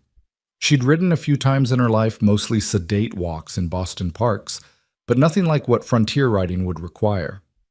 "I'm not very experienced." "Dancer will take care of you. She's patient with nervous riders." Cole gave her a boost into the saddle, his hand steady and sure. "We're not going far, just over that next rise." They rode slowly, Cole staying close beside her, offering quiet encouragement and instruction. The prairie stretched endlessly in every direction, grass bending in waves under the November wind. The cold bit at Eliza's cheeks, but she barely noticed too, focused on the rhythm of the horse beneath her and the man riding at her side. After perhaps 20 minutes, they crested a small hill, and Cole reined in. Below them, a creek wound through a shallow valley. Trees clustered along its banks, their bare branches dark against the pale grass. And in a clearing near the water fountain, stones had been laid out in a rectangular pattern. "Aaron's schoolhouse," Cole said quietly. "He started it last spring, got the foundation set before—" He didn't finish. He had plans drawn up. Wanted it to be proper, with real desks and a stove and windows on both sides for good light. Eliza stared at the stones, imagining the building that should have risen from them. Aaron's dream abandoned when he died. "Why didn't you finish it?" "Didn't seem right at first. Seemed like giving up on him to complete something that was so much his vision." Cole dismounted and helped Eliza down. "But lately, I've been thinking maybe the opposite is true. Maybe the best way to honor what he wanted is to actually build it." They walked to the foundation, and Cole pulled out a folded paper from his jacket, the plans Aaron had drawn. They showed a one-room schoolhouse larger than the cabin, with proper dimensions for desks and a teaching area and even a small library corner. "It would take most of the winter to build," Cole said. "I'd need to hire help order lumber from Springfield, cost more than we've got saved. But I've been thinking about taking a loan against the ranch. Martha says there are at least 8 more families who'd send their children if we had a proper school building. The cabin's good for now, but long term, we need something bigger." "Cole, I can't ask you to go into debt." "You're not asking, I'm offering." He looked at her seriously. "Aaron started this. I want to finish it. Not just for him, but because it's the right thing to do. Because those kids deserve better than being cramped in a cabin. Because—" He paused. "Because you deserve better. You deserve a real school where you can do your work properly." Eliza felt tears pricking at her eyes. "This is too much." "It's not enough." His voice was firm. "You stayed when you could have left for something easier. You turned down better pay to keep teaching children most people would write off as not worth the trouble. The least I can do is give you the tools to do that work right." She looked at the foundation stones at the creek beyond, at the rolling prairie that was beginning to feel like home. "When would you start?" "Spring, soon as the ground thaws and we can get materials hauled out here." He turned to her. "If you're still here, that is. If you haven't changed your mind." "I won't change my mind." She said it with certainty. "I'm exactly where I want to be." Cole smiled, then one of those rare transformative smiles that made him look years younger. "Then come spring, This we'll story build was Aaron's posted school on the channel together." west of Betrayal. They stood in Please the do cold not wind, repost looking it at in any foundation form. stones and imagining walls and windows and the sound of children's voices filling the space. It felt like a covenant, Eliza thought. A promise not just to Aaron's memory, but to the future they were both choosing to build. The ride back was quiet, but companionable. When they reached the cabin, Cole helped her dismount, his hands lingering at her waist just a moment longer than necessary. "Sunday," he said, "after church. Would you sit with me? Let folks see us together." Eliza understood what he was asking. It would be a public statement, a declaration that whatever was developing between them was something he was willing to acknowledge openly. The gossip would intensify. People would have opinions, but hiding would be worse, would make it seem like they had something to be ashamed of. "I'd like that," she said.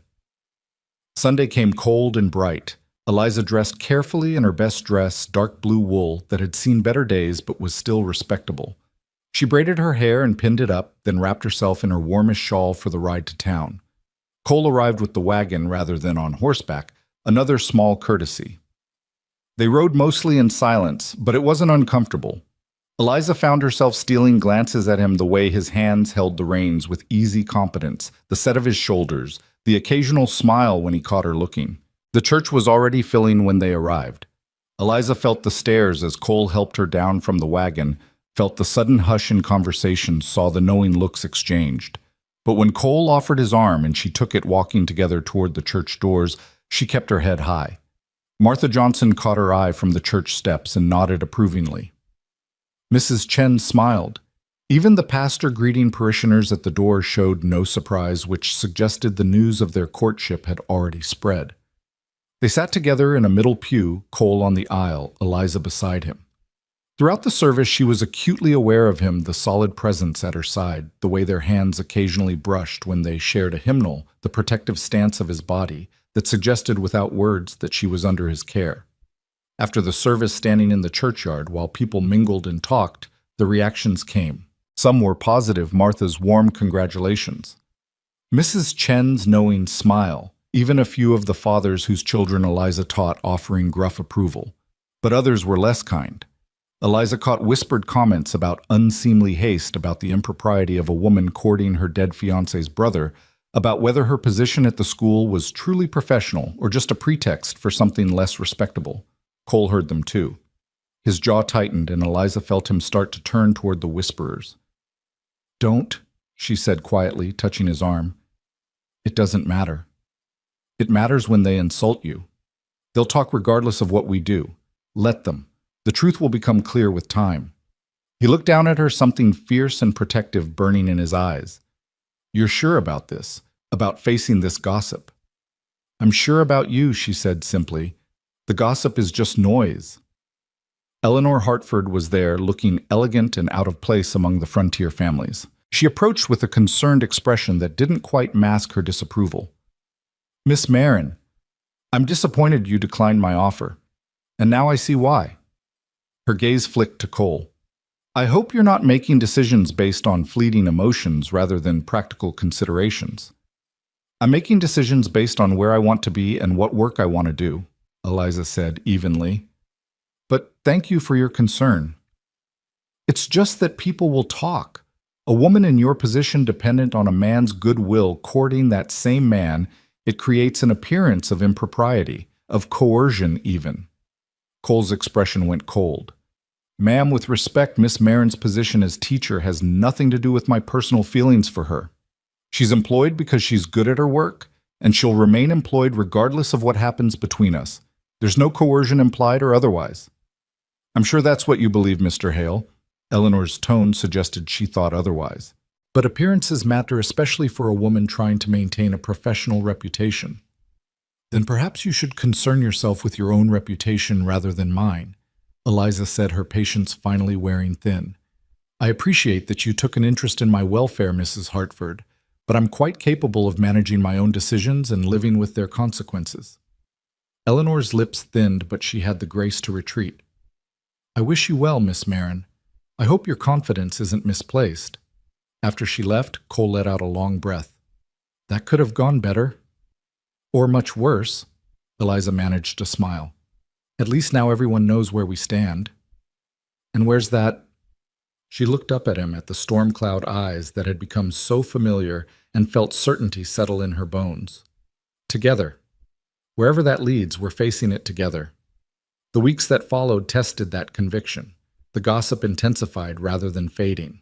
Some families pulled their children from school, unwilling to entrust them to a teacher they now viewed as morally questionable. Eliza's roster dropped from 15 students to 11, and she knew it could drop further. But Martha Johnson's girls remained, as did the Henderson boys, and several other families who valued education over scandal. And slowly, as people saw Cole and Eliza conducting themselves with propriety and dignity, as they saw the school continuing to function well, despite the reduced numbers, the worst of the talk began to fade. Cole was true to his word about courting properly. He came to Sunday dinner each week, always bringing something flowers from the hothouse in Springfield. This story was books he posted thought on the she'd channel enjoy, west small, of practical Betrayal. gifts, Please like do not warmer gloves repost it or a in better any lamp. form. They took walks together when weather permitted, always during daylight hours, and never without ensuring they could be seen. He was scrupulous about propriety, never coming to her cabin after dark, never being alone with her in any situation that might compromise her reputation. But despite the carefulness, their connection deepened. They talked about everything, their pasts, their hopes, their fears. Cole told her about learning to break horses, about the time he'd nearly lost the ranch to a bad drought, about his guilt over not being there when Aaron died. Eliza told him about her parents' deaths, about her aunt's gradual descent into bitterness, about the fear that had driven her to answer Aaron's advertisement. "I was desperate," she admitted one cold December evening. They were in the main ranch house playing chess by the fire while Mrs. Chen hummed in the kitchen. "I'd spent so long being proper and acceptable, and it had gotten me nowhere. Aaron's letters felt like a last chance at having a life that was mine instead of just existing in the margins of someone else's. And now," Cole moved his knight, his attention apparently on the board, but his focus clearly on her words. "Now I realize I was looking for permission to live, waiting for someone to give me a life instead of building one myself." She captured his bishop. Teaching these children, standing up to Eleanor Hartford, choosing to stay despite the gossip, those were all me. Not because someone allowed it, but because I decided it was what I wanted. "And is it what you want?" She met his eyes across the chessboard. "Yes, all of it. The teaching the community, the work of building something worthwhile." She paused. "And you? This thing growing between us, even though it's complicated and scandalous and nothing like what I imagined." "Better or worse than what you imagined?" "Real," she said, "which is better than any fantasy." Cole reached across the board, taking her hand. "I don't have Aaron's way with words, can't write you poetry, or make pretty speeches. I don't need poetry. I need honesty, reliability, someone who shows up day after day and proves their worth through action. That I can do." He squeezed her hand gently. "For as long as you'll have me." Christmas came, bringing bitter cold and a snowstorm that shut down the school for a week. Cole spent those days making sure Eliza had everything she needed, enough firewood to last the winter supplies, so she wouldn't have to venture out in dangerous weather. Even a small Christmas tree he'd cut and hauled to her cabin. On Christmas Day, he invited her to the main house for dinner. Mrs. Chen had prepared a feast, and Pete and Sam had decorated the front room with pine branches and ribbons. After dinner, Cole gave Eliza a package wrapped in brown paper. Inside was a thick woolen coat far warmer than anything she owned, along with fur-lined gloves and a hat. "Can't have you freezing while you're teaching," he said gruffly. "Winter's not even half over." "Cole, this is too much." "It's practical." But his eyes were warm. A practical man taking care of someone who matters to him. Eliza had brought him a gift, too, a book she'd special ordered from Springfield. It was a collection of essays about frontier settlement and community building subjects she knew interested him. "There's an inscription," she said as he opened it. On the title page she'd written, "To Cole, who understands that the best way to honor dreams is to make them real. With gratitude and affection, Eliza." He read it twice, his throat working. "Thank you," he said quietly. "For this, for staying, for giving us a chance. Thank you for making it possible." The new year arrived with the promise of difficult months ahead. This story was posted on the January and channel west February of would be the Betrayal. hardest part of winter. Please do not Cole repost warned. it in any School form. might have to close for weeks at a time if the weather turned truly brutal. But spring would come eventually, and with it, the building of Aaron's schoolhouse. On New Year's Eve, as the year turned from 1875 to 1876, Eliza stood on her cabin porch, watching stars glitter in the frozen sky. She thought about where she'd been a year ago, living in her aunt's house, feeling trapped and desperate, answering advertisements from strangers because she had no other options. And she thought about where she was now, teaching children who needed her, building a life she'd chosen, falling for a man who showed her through quiet daily kindness what partnership actually meant. Aaron had made her a promise that death had broken. But his brother had offered her something better, a chance to build her own future, instead of just accepting someone else's vision of what her life should be. The prairie stretched dark and vast around her, cold and harsh and unforgiving. But it was also full of possibility space for new dreams to grow. And Eliza had learned that sometimes the best things came not from careful planning, but from the courage to make something good from unexpected circumstances. She was exactly where she wanted to be. And come spring, when they broke ground on Aaron's school, when the foundation stones became walls and roof, and the promise of a future built from loss, she would help make that dream real. Not because she owed it to a dead man, but because she believed in what it represented: community opportunity, the kind of legacy that outlasted grief. But first they had a winter to survive. Together. Winter proved Cole's warnings accurate. January brought storms that buried the prairie under snow so deep that traveling even short distances became treacherous. The school closed for 3 weeks straight, leaving Eliza isolated in her cabin with only occasional visits from Cole to break the monotony. He came on horseback when the weather permitted, bringing supplies and news from town, never staying long enough to spark gossip, but always long enough to ensure she was managing the cold and loneliness. "How do people survive this every year?" Eliza asked one particularly bitter afternoon in late January. Cole had arrived with fresh bread from Mrs. Chen and a letter that had finally made its way from Springfield. They stood on the cabin porch, breath frosting in the air, while Bear rolled happily in a snowdrift. "You get used to it. Learn to appreciate the quiet." Cole stamped snow from his boots. "And you remember that spring always comes eventually, even when it feels like winter will last forever." That's surprisingly poetic for a practical man. Blame Aaron. He used to say stuff like that all the time. Some of it stuck. Cole's expression softened at the mention of his brother, the grief less raw now, but still present. He loved winter, said it made spring feel earned. Eliza thought about that as she watched Cole ride away, his silhouette dark against the white landscape. The idea that hardship made joy more meaningful, that struggle gave value to what came after. It was a frontier philosophy, she supposed, born from a life where nothing came easy, and survival itself was an accomplishment worth celebrating. The letter from Springfield turned out to be from Eleanor Hartford, a final attempt to change Eliza's mind.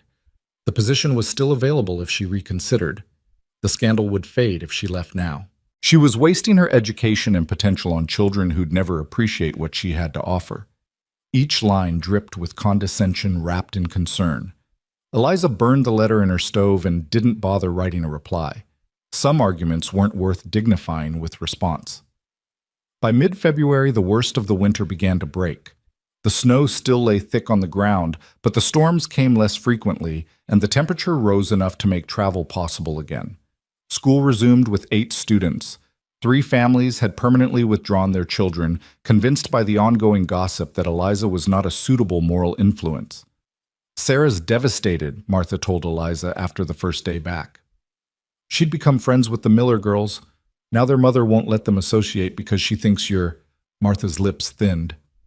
"Well, you can imagine what she thinks." Eliza felt a familiar stab of anger and helplessness. "I'm sorry Sarah's lost her friends over this." "Don't you dare apologize." Martha's voice was sharp. "Mrs. Miller's always been a judgmental busybody who finds sin in a sunny day. Sarah will make other friends. But you need to know there's going to be a school board meeting next week. Some folks want to discuss whether your position should continue."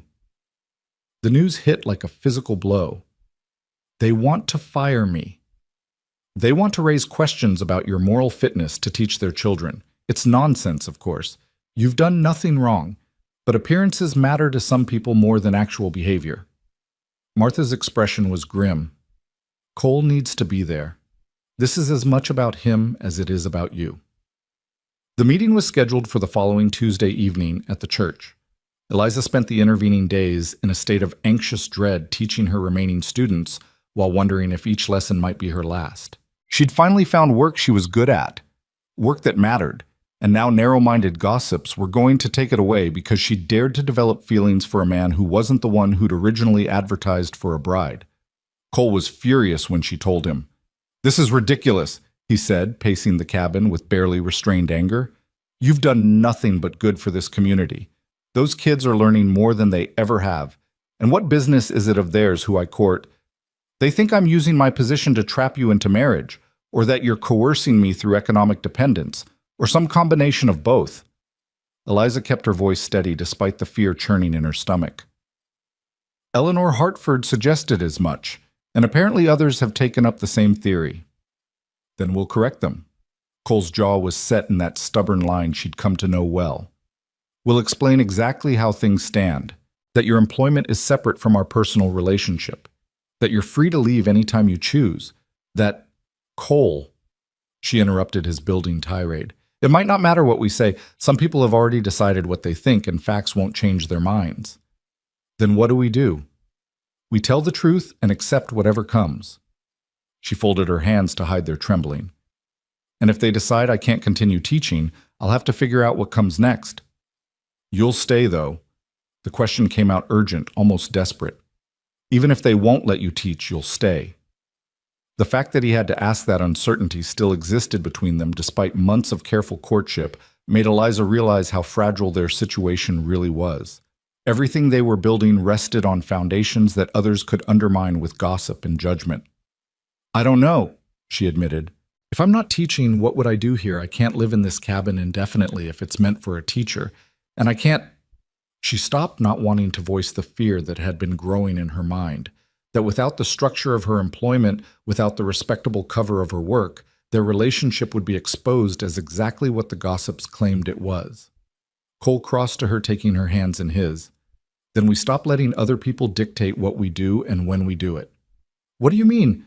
I mean, if they're going to accuse us of impropriety anyway, we might as well give them something real to talk about. His eyes were intense on hers. Marry me, Eliza. The world seemed to tilt. What? Marry me? Not because of gossip or pressure or because it's convenient.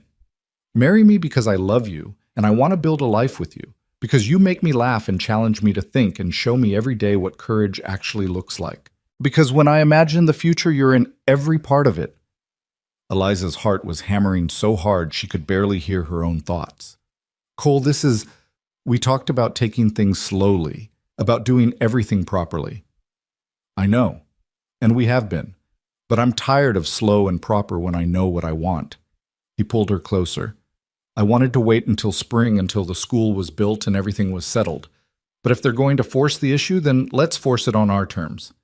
Marry me, and to hell with what anyone thinks about the timing. That's the most impulsive thing I've ever heard you say. Then maybe Aaron rubbed off on me more than I thought. A hint of a smile touched his lips.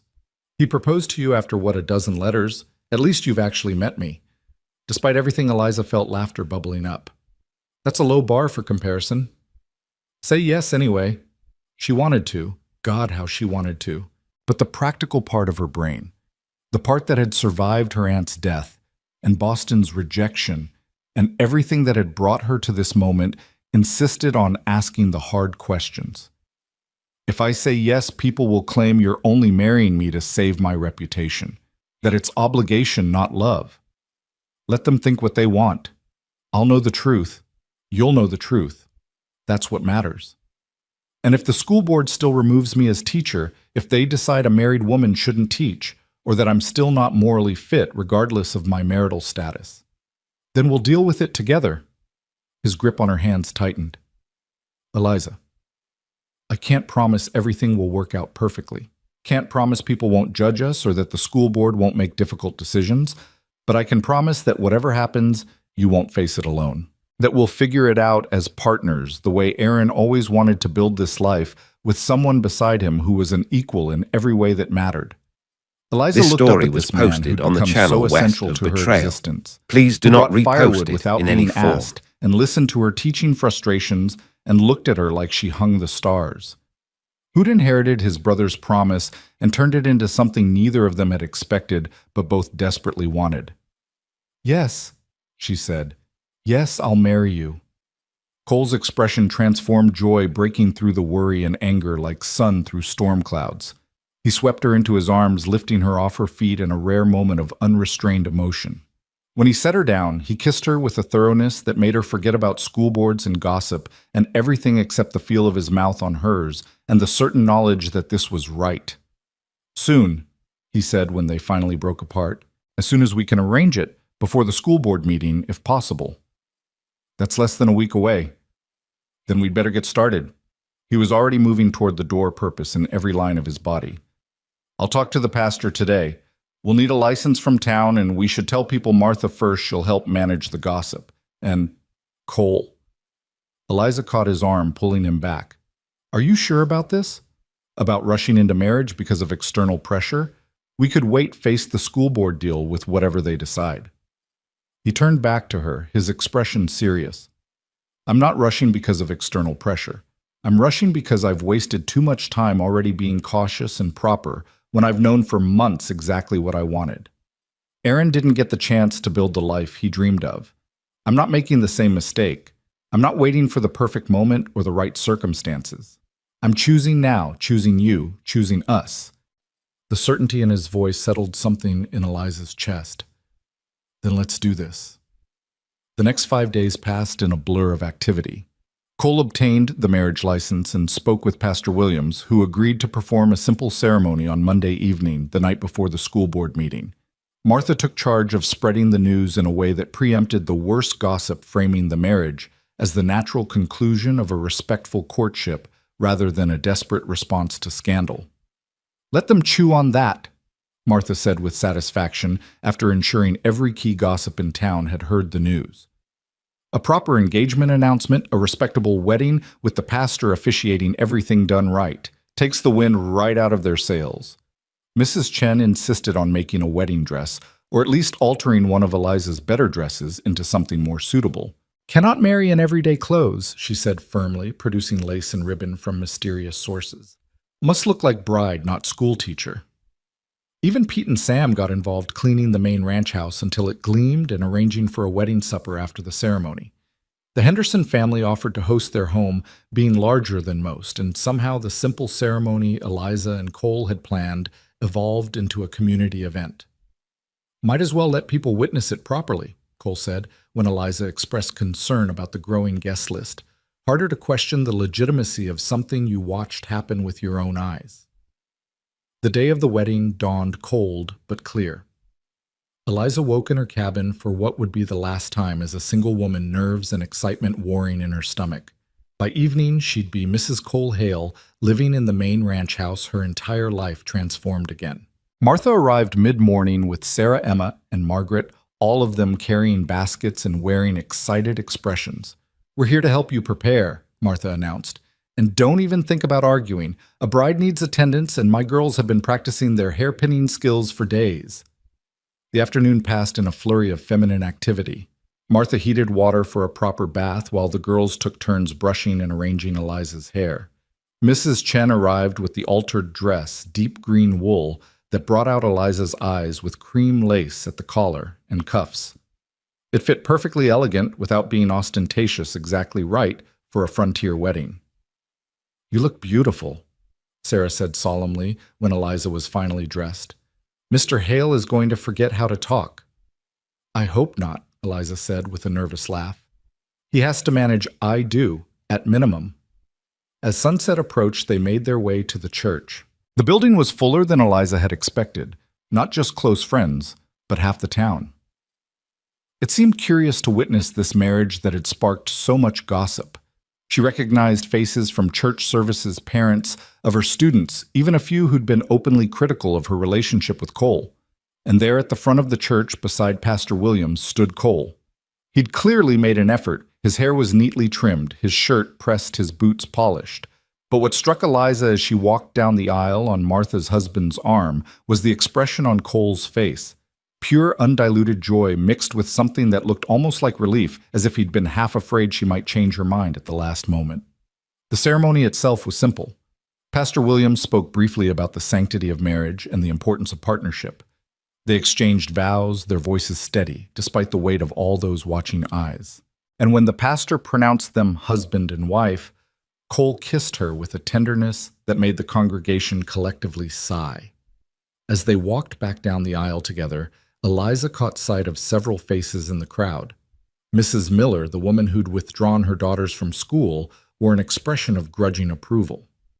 Eleanor Hartford was conspicuously absent, probably unable to stomach watching Eliza make what Eleanor considered a terrible mistake. But most people smiled, some genuinely happy, others simply satisfied to have witnessed the end of the drama. The wedding supper at the Henderson house was loud, crowded, and surprisingly joyful. People who'd been cool toward Eliza for months suddenly warmed as if her marriage had conferred a respectability her courtship had lacked. She accepted their congratulations with grace, refusing to point out the hypocrisy of their sudden approval. Cole stayed close by her side all evening, one hand resting lightly on her waist, a quiet statement of possession and protection. When James Henderson's youngest brother asked if this meant Miss Marin would stop being their teacher, Cole's answer was immediate and firm. Mrs. Hale will continue teaching as long as she wants to, and the school board permits it. Her marriage doesn't change her ability or her commitment to education. Later, as the evening wound down and they prepared to leave for the ranch, Martha pulled Eliza aside. Tomorrow's school board meeting might still be contentious, she warned. Some folks are set on causing trouble no matter what. Don't let your guard down. I know. Eliza glanced at Cole, who was accepting handshakes and backslaps from the men. But at least now we face it together. That's what marriage is, Martha said with a smile. Facing trouble together and calling it partnership. The ride back to the ranch was quiet, both of them processing the day's events. When they arrived, Cole helped Eliza down from the wagon and then simply held her for a long moment in the cold night air. "You're sure about this?" he asked. "About me, about this life, about everything you're taking on? I married you, didn't I?" She pulled back to look at him. "Cole, I've never been more certain of anything. Are you sure I come with scandal and controversy and a stubborn refusal to back down from fights I probably should avoid?" "Sounds perfect." He kissed her forehead. "Welcome home, Mrs. Hale." Home. The word settled around her like a warm cloak. The ranch house, the teaching cabin, the prairie stretching endlessly in all directions, all of it home now, in a way that nowhere had been since her parents died. Not because of the place itself, but because of the man beside her and the life they were choosing to build together. That night in the house that was now hers. As much as his, Eliza lay awake listening to Cole's steady breathing beside her. Tomorrow would bring the school board meeting and whatever decisions they'd made about her future as a teacher. But tonight, she let herself simply be happy. Be grateful for the strange path that had led her here, for the tragedy that had somehow transformed into grace, for the love she'd found in the last place she'd expected. Aaron had promised her a partnership. Cole had given her exactly that, not a rescue or an obligation, but a true joining of equals building something together. She fell asleep smiling Cole's arm heavy and warm across her waist, and dreamed of schoolhouses rising from foundation stones and children's laughter echoing across the prairie. The school board meeting the next evening was every bit as contentious as Martha had predicted.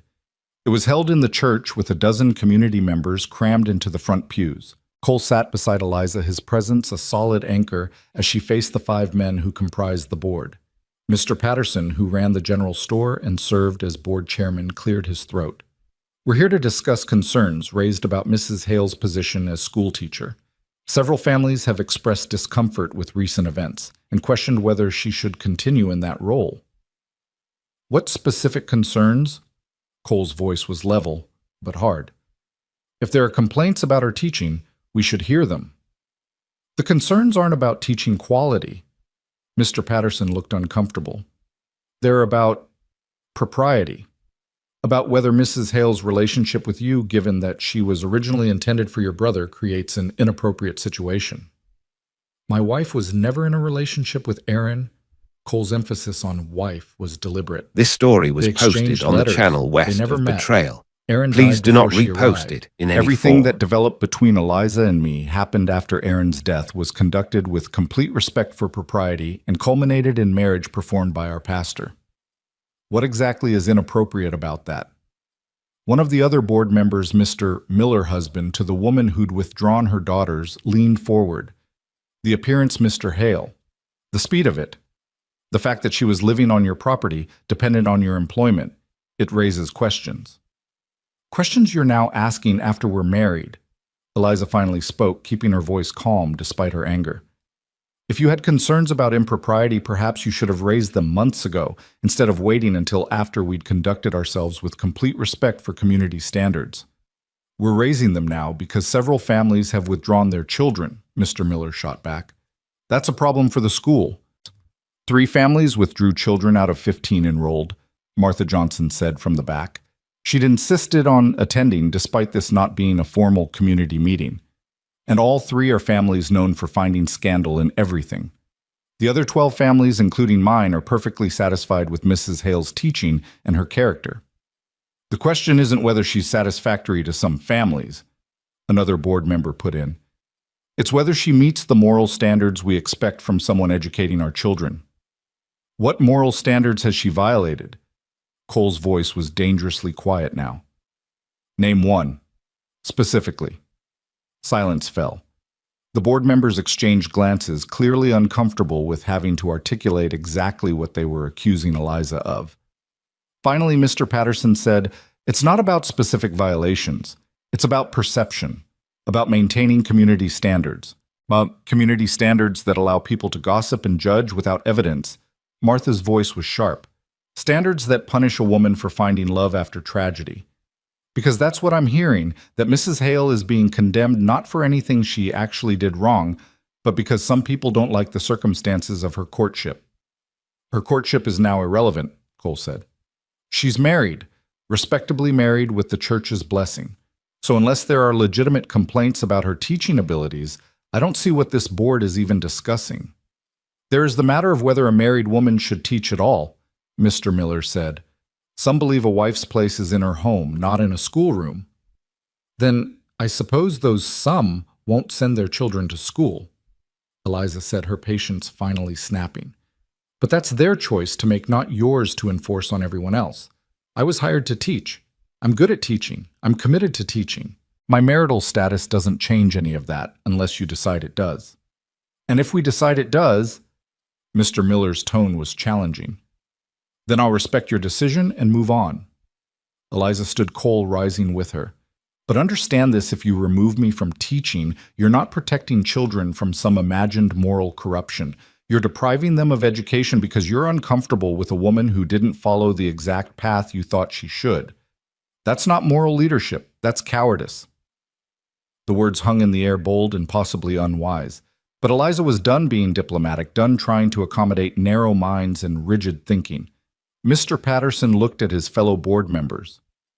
Some kind of silent communication passed between them. Finally, he said, "We'll take a vote. All in favor of Mrs. Hale continuing as teacher, raise your hand." 3 hands went up immediately, Mr. Patterson's and 2 others. After a long pause, a 4th hand rose. Mr. Miller's stayed down. 4-1, Mr. Patterson said. Mrs. Hale will continue as teacher for the remainder of the term. We'll revisit the question in summer when the new school year is being planned. It wasn't a full victory.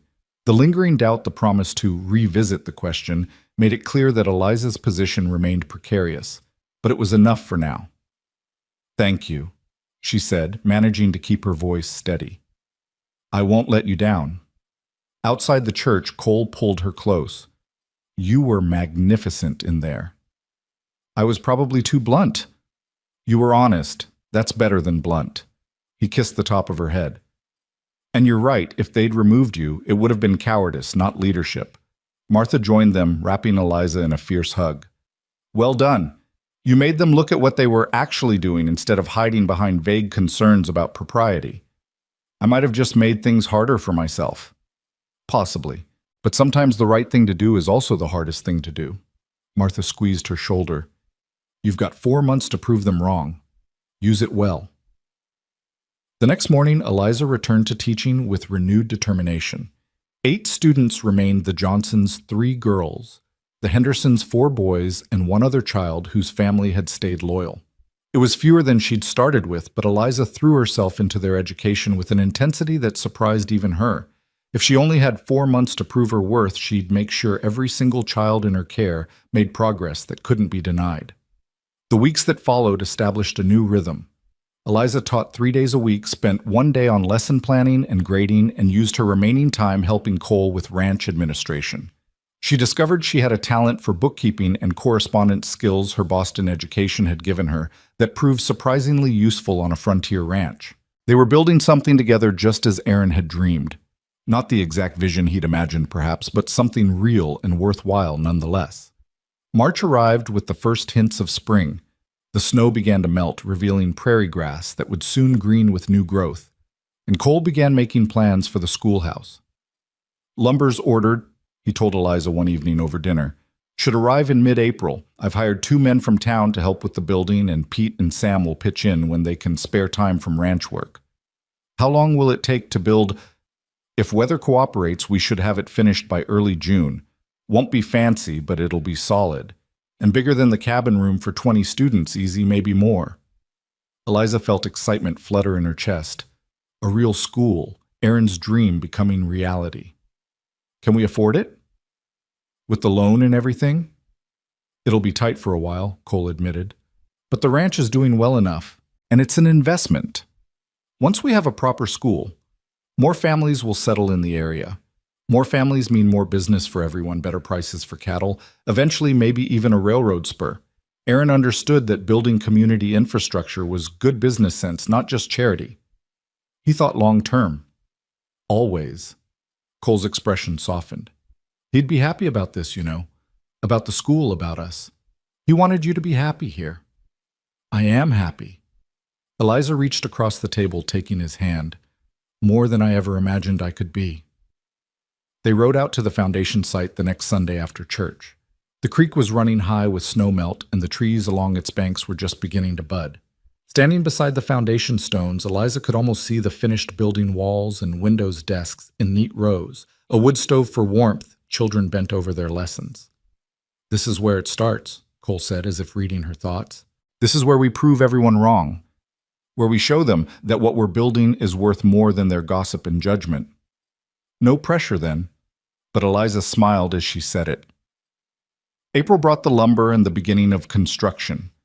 Eliza adjusted her teaching schedule so she could watch the school rise from its foundation, bringing her students along on some days so they could see the building that would soon house their education.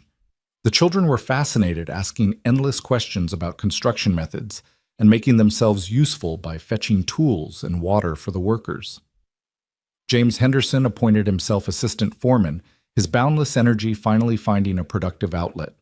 Even the younger children contributed, carefully stacking wood scraps and organizing nails. Watching them work together, seeing their pride in being part of something bigger than themselves.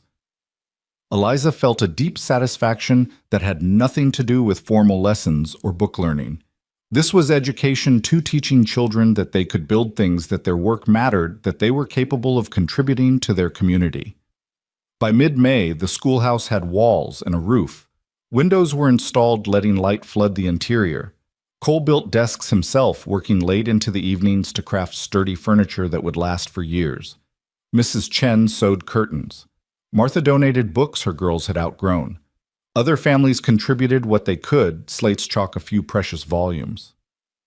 The community that had been so quick to judge and gossip was slowly transforming into something cohesive, united by this tangible project.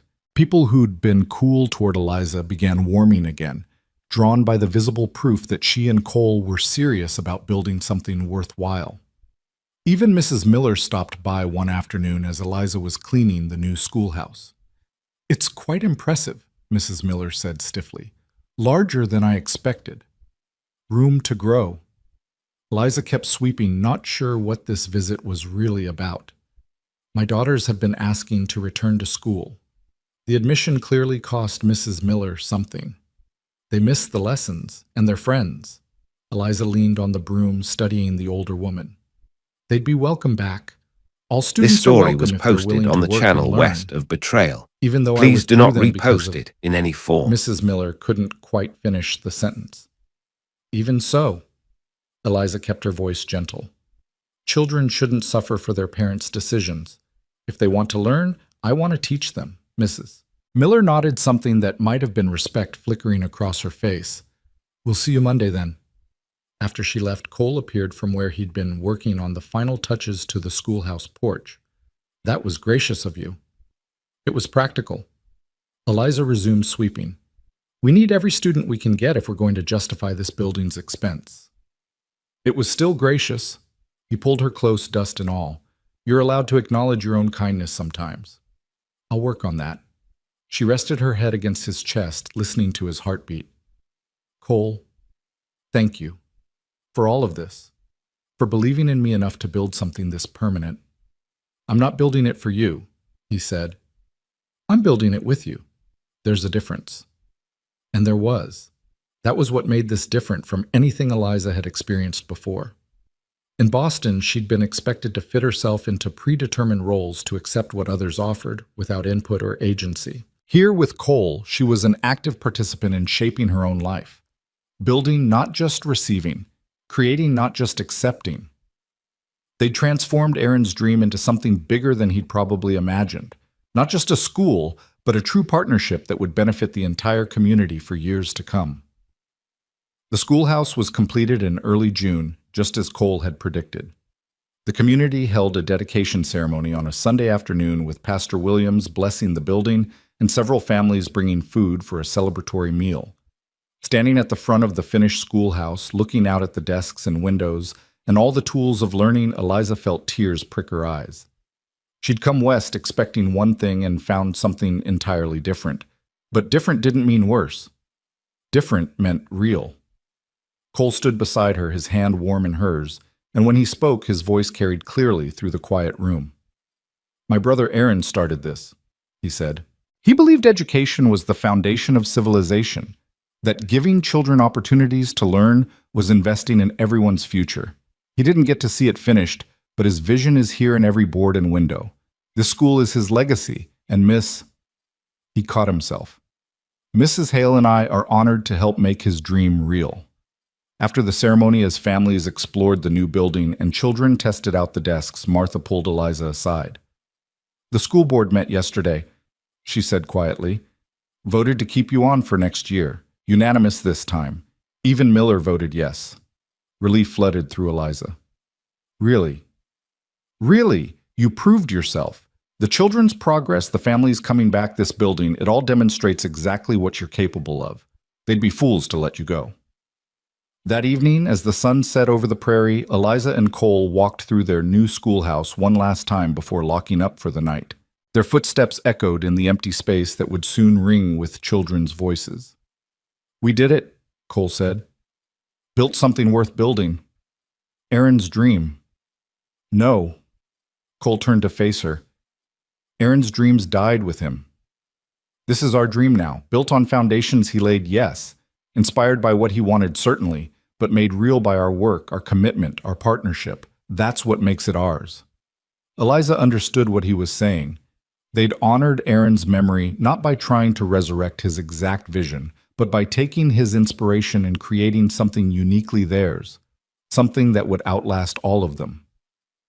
I love you, she said. Simple words, but weighted with everything she felt gratitude for his faith in her, respect for his integrity. Genuine affection for the man he was, rather than the man she'd imagined she'd marry. I love you too. Cole pulled her close. Thank you for staying, for taking a chance on this life, on me, on all of it. Thank you for giving me a chance worth taking. They stood together in the empty schoolhouse as darkness fell, holding each other and thinking about futures built from loss, about promises inherited and transformed, about the strange and wonderful ways that life could surprise you when you were brave enough to let it. Tomorrow, they'd go back to the work of running a ranch and teaching children and building the kind of life that mattered.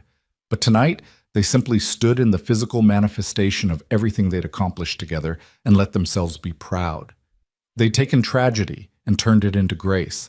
They'd taken a broken promise and made it whole again, not by replacing what was lost, but by creating something new and equally valuable.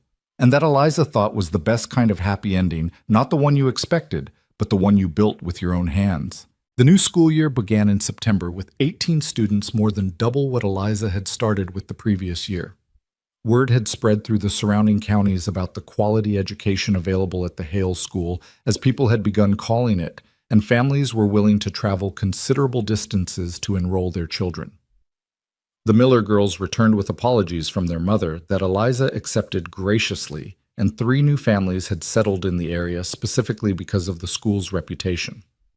Standing at the front of her classroom on that first morning, looking out at rows of eager faces and the sunlight streaming through windows Cole had installed with his own hands, Eliza felt a profound sense of rightness.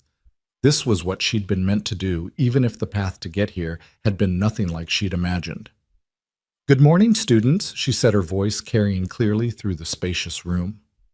"Welcome to a new year of learning. Let's begin."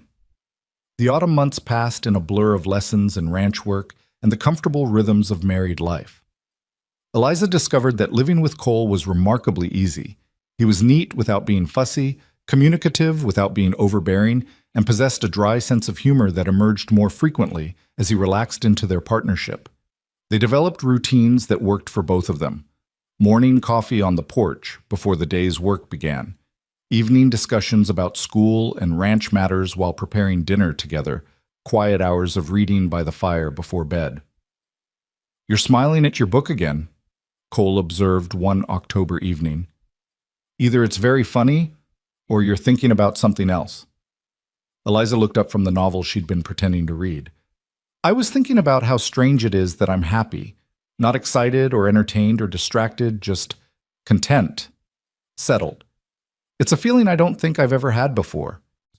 "Is that a good thing or a bad thing?" "Good. Definitely good. Just unexpected." She set the book aside. "I spent so many years in Boston feeling like I was waiting for my life to start, like everything was temporary until I could finally become whoever I was supposed to be. But I don't feel that way anymore. This is my life, right now, right here, and it's enough." Cole crossed to sit beside her on the settee. "More than enough, I'd say. You've got 19 children hanging on your every word James Henderson told his father you're the smartest person in Illinois, and a husband who's trying very hard not to look too pleased with himself about convincing you to stay." "Convincing me, I seem to recall making that decision myself." "After some persuasion." His eyes crinkled with amusement. "I'm just saying I'm a very persuasive man." "Modest, too. That goes without saying." He pulled her close, and Eliza settled against him with a contentment that still surprised her sometimes. This easy affection, this comfortable partnership, it was so different from the grand romance she'd imagined with Aaron based on his poetic letters. But it was also more real, more sustainable, more genuinely satisfying. November brought news that made the entire community buzz with excitement. The railroad was planning a route that would pass within 10 miles of Cottonwood Ridge. It meant easier access to markets, better prices for crops and cattle, and an influx of new settlers. The town council held emergency meetings to discuss how to prepare for the growth that would inevitably follow. "This is what Aaron predicted," Cole said after one particularly animated town meeting. "He always said the railroad would come eventually, and communities that prepared for it would thrive, while others withered. The school is going to be crucial. Families with children won't settle anywhere that doesn't have proper education." "We'll need to expand," Eliza said, her mind already working through the logistics. 18 students is near our capacity now. If the population doubles or triples, we'll need another teacher. Maybe even a second building eventually. "Getting ahead of yourself." "Planning ahead," she corrected. "There's a difference. If we wait until we're overwhelmed to think about expansion, it'll be too late." Cole studied her with an expression that made her self-conscious. "What?" "Just thinking how Aaron would have loved working with you on this. You think the way he did long-term strategic, always 3 steps ahead of the immediate problem." It was one of the few times Cole had mentioned his brother in months, and Eliza heard the melancholy beneath the words. For all that they'd built together, for all the happiness they'd found, Aaron's absence was still a presence in their lives. Not painful anymore exactly, but there. A shadow of what might have been a reminder of the loss that had made their current happiness possible. "Do you still miss him?" she asked quietly. "Every day." Cole's voice was rough. "But it's different now. This Less story like was grief posted and on the more channel like west of remembering Betrayal. someone I loved who Please isn't do not here anymore. repost it in Does any that make form. sense?" "Perfect sense." Eliza took his hand. "I think about him too sometimes. Wonder what he'd think of what we've done with his plans. Whether he'd approve." He'd approve. Cole's certainty was absolute. Aaron wanted good things for this community, and for me. He got both, just not the way any of us expected. That conversation stayed with Eliza as autumn deepened into winter. She found herself thinking more about Aaron, not with grief or guilt, but with a kind of grateful curiosity. What kind of man had he really been beneath the romantic letters? Would they have actually been happy together, or would the reality have disappointed them both? There was no way to know, and Eliza had learned that speculating about alternate histories was pointless. But she was grateful to Aaron nonetheless for the vision that had brought her west, and for the brother whose honor had ensured that vision didn't die with him. In December, two significant events occurred. First, Martha Johnson announced that Sarah had been accepted to a teaching college in Springfield and would be leaving in the spring. The news was bittersweet. Eliza was thrilled for her student, but would miss the bright, ambitious girl who'd become something like a younger sister to her. "This is because of you," Martha told Eliza after sharing the news. "Sarah never would have considered teaching college if you hadn't shown her what was possible. You gave her ambition and the skills to pursue it. Sarah did that herself. I just provided some guidance. Don't downplay what you've done." Martha's voice was firm. "You've changed lives here, Eliza. Not just by teaching reading and arithmetic, but by showing these children that they can be more than their circumstances. That education is a door to opportunities they wouldn't have otherwise." The second event was more personal. Eliza discovered she was pregnant. The realization came gradually through small signs she initially dismissed, but by mid-December there was no denying it. She was going to have a baby sometime in late summer. Telling Cole was terrifying and exhilarating in equal measure. They'd been married less than a year, the school was still growing, and she had no idea how to balance teaching with motherhood. But when she finally worked up the courage to share the news one evening after dinner, Cole's reaction dissolved all her anxiety. He went absolutely still for a moment, processing. Then his face broke into the widest smile she'd ever seen from him. "A baby. We're having a baby. Sometime in August, I think." Eliza found herself smiling too, caught up in his joy. "I know it's sooner than we planned, and there's the question of the school," and Cole swept her into his arms, cutting off her practical concerns with a kiss that made her forget why she'd been worried. When he finally set her down, his eyes were bright with emotion. "Aaron would have loved this," he said. "Would have loved knowing the ranch would have another generation, that everything we're building would continue." "Cole." Eliza framed his face with her hands. "This is our baby, yours and mine. Not Aaron's legacy or the continuation of his dreams. Ours." "I know." But there was something in his expression, a shadow of old grief mixed with new joy. "I know, it's just, he wanted children, wanted to fill this house with a family. And now that's happening, but he's not here to see it, and that feels wrong somehow." "What feels wrong is thinking we have to apologize for being happy," Eliza said gently. "Aaron's death was a tragedy, but our life together isn't. Our child isn't. We can honor his memory without making everything about what he lost instead of what we've gained." Cole pulled her close again, his face buried in her hair. "When did you get so wise?" "Probably around the time I stopped letting other people define what my life should look like and started building what I actually wanted." They told the community about the baby on Christmas Day after the church service. The reactions ranged from genuine happiness to knowing smiles to a few pursed lips from people who apparently still found something to disapprove of. But the overwhelming response was positive, with Martha leading the charge in organizing support. "You'll need help," Martha announced immediately. "Can't teach up until the baby comes, and you'll need time after to recover. We'll arrange for someone to assist you in the classroom starting in June." "I can manage." "You'll accept help graciously," Martha interrupted, "because that's what community means. We help each other. You've been helping our children for over a year. Now it's our turn to help you." The winter passed with surprising speed. Eliza's pregnancy progressed normally, and she continued teaching through February before finally accepting that she needed assistance. Emma Johnson, who'd discovered a love of teaching while helping with the younger students, took over some of Eliza's duties. It was temporary, Martha emphasized, just until after the baby came, and Eliza was ready to return. But watching Emma work with the children, seeing her patience and enthusiasm, Eliza began to wonder if perhaps there was a solution to the expansion problem she'd been worrying about. "What if Emma wanted to be a teacher permanently?" she asked Cole one evening. "Not as my replacement, but as a partner. We could handle twice as many students if we had 2 teachers. Split them by age or ability level, give each group more focused attention. Can we afford 2 teachers? If enrollment keeps growing the way it has been, yes, and it will grow coal. The railroad's coming, more families are settling in the area. We need to think bigger than just maintaining what we have. Cole was quiet for a moment, then smiled. Aaron used to say the same thing about the ranch, that we had to be willing to invest in growth instead of just protecting what we already had. I'd argue with him, say we should be conservative, play it safe. He'd tell me safe was another word for stagnant. Was he right? Usually. Cole's expression turned thoughtful. All right, talk to Emma and Martha.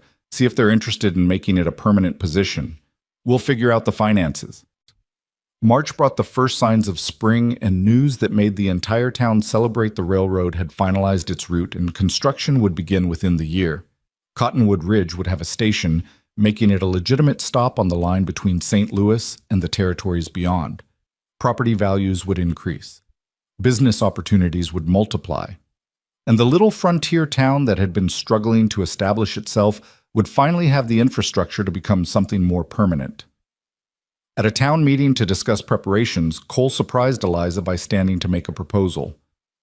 We need to expand the school, Bess, he said. Current building can handle maybe 20 students comfortably. With the railroad coming and new families settling, we'll have double that within 2 years. I propose we build a second classroom wing this summer, hire a second teacher permanently, and establish a proper school board with real funding instead of running on volunteer contributions. Mr. Patterson, who'd been re-elected as board chairman, nodded thoughtfully. That's a significant investment. Who would pay for it? We all would through property assessments. I know that's not popular, but it's necessary. No family is going to settle here if we can't offer quality education for their children. We've got one of the best teachers in the state. Cole glanced at Eliza. But she can't do everything alone. We need to invest in our future properly. The proposal sparked heated debate, with some families protesting the cost and others arguing for even more ambitious expansion. But eventually a compromise was reached. They'd build the classroom wing and establish a modest education budget funded by property assessments. The school would officially become Cottonwood Ridge Academy, with Eliza as head teacher and Emma Johnson as assistant teacher once Sarah left for college. Walking home from that meeting, Eliza felt almost dizzy with the weight of what was happening. In less than 2 years, she'd gone from a desperate woman answering a stranger's advertisement to the head teacher of an expanding school with a growing reputation.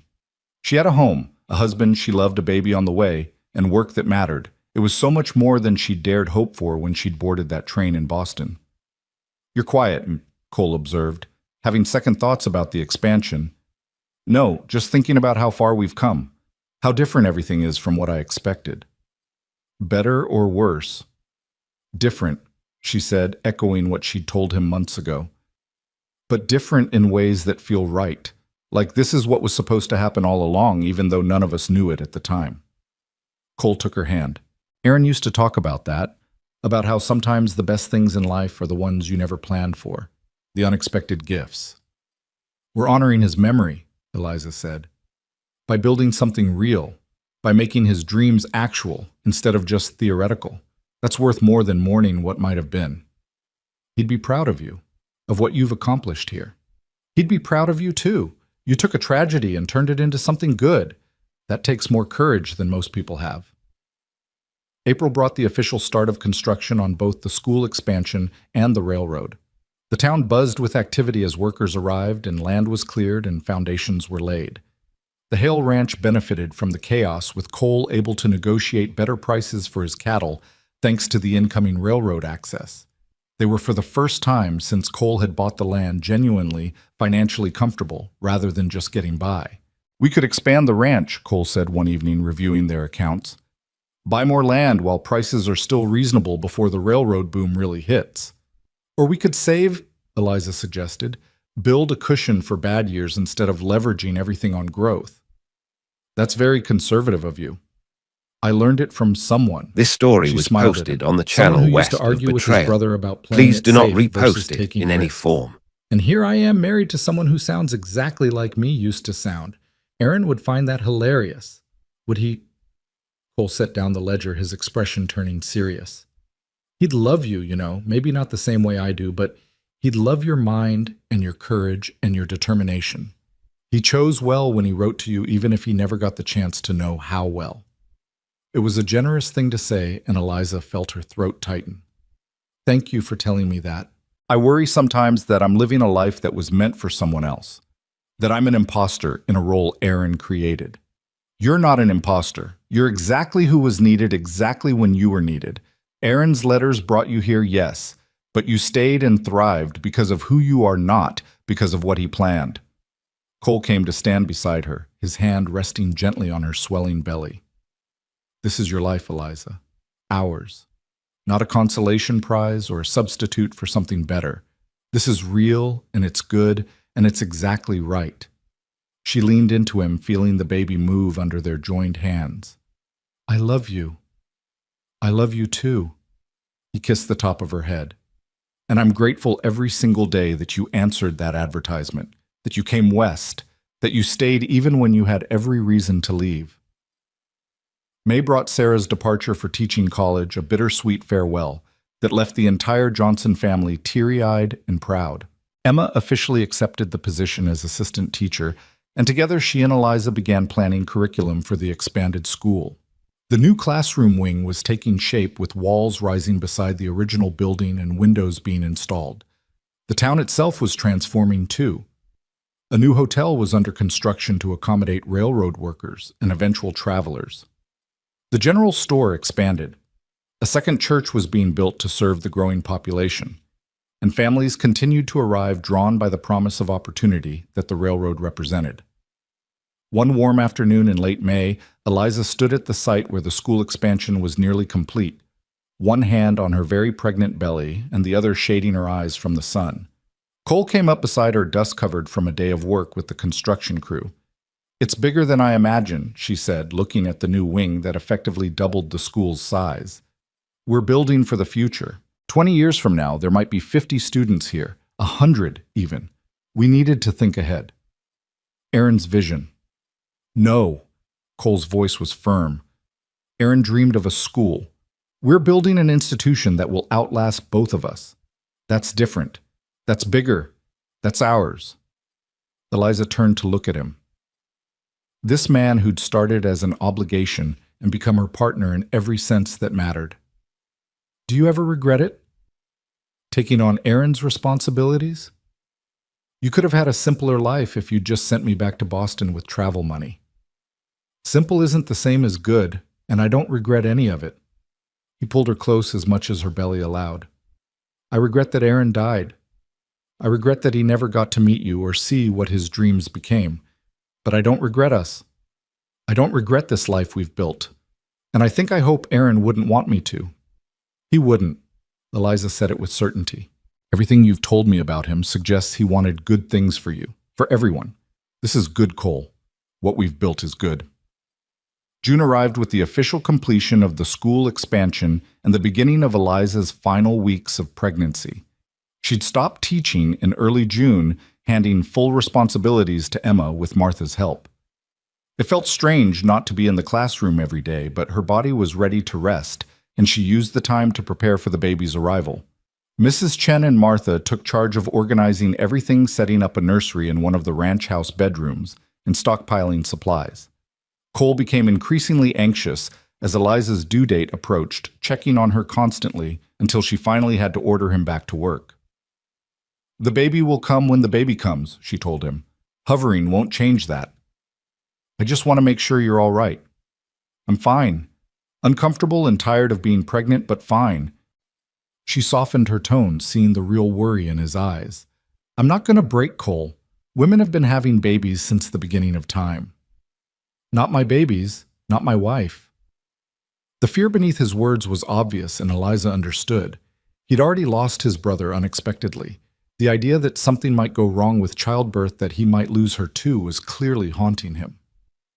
I'm strong, she said, taking his hands, and I have good help. Martha's delivered half the babies in this county.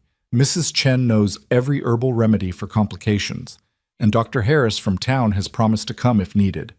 I'll be fine. We'll be fine. The baby? A boy they named Aaron Thomas Hale, arrived on a hot August afternoon after 12 hours of labor that left Eliza exhausted but euphoric.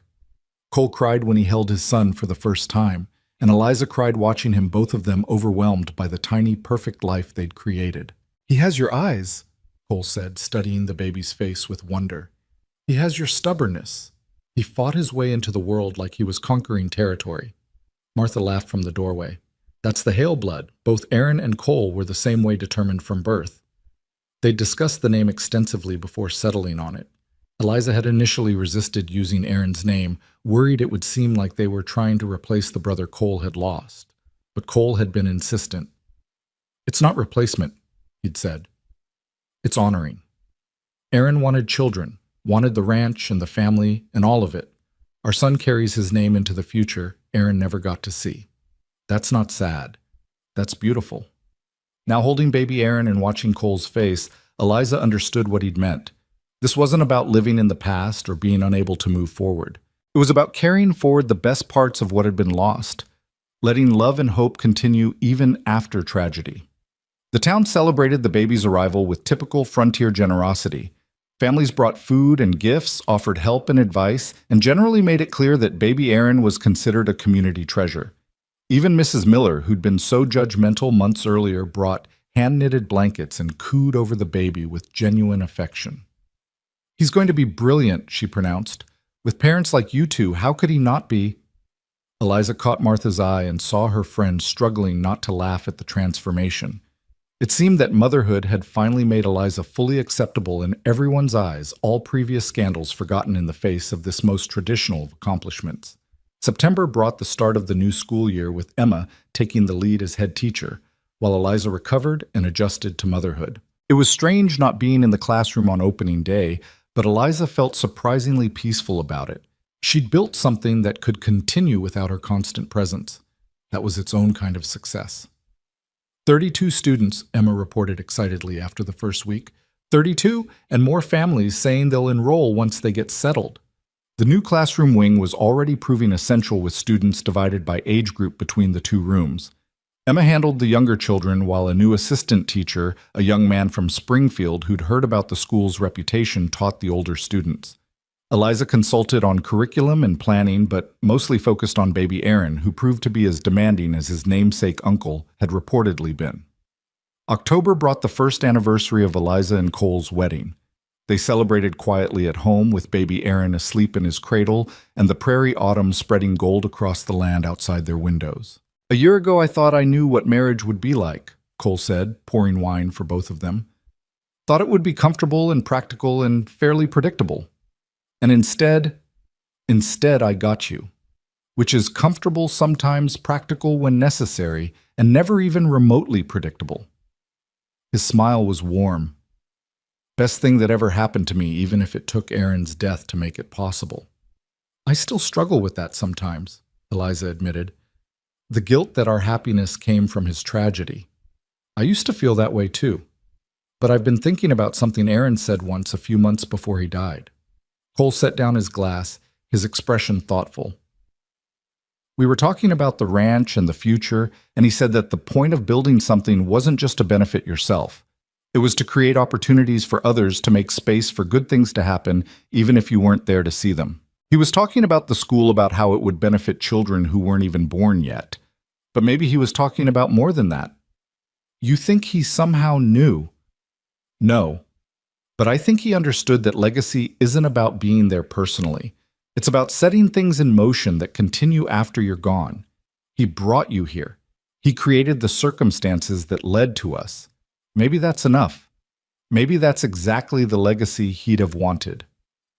Eliza turned this over in her mind, finding comfort in the idea. Aaron had indeed set things in motion: his advertisement, his plans for the school, his vision for the community.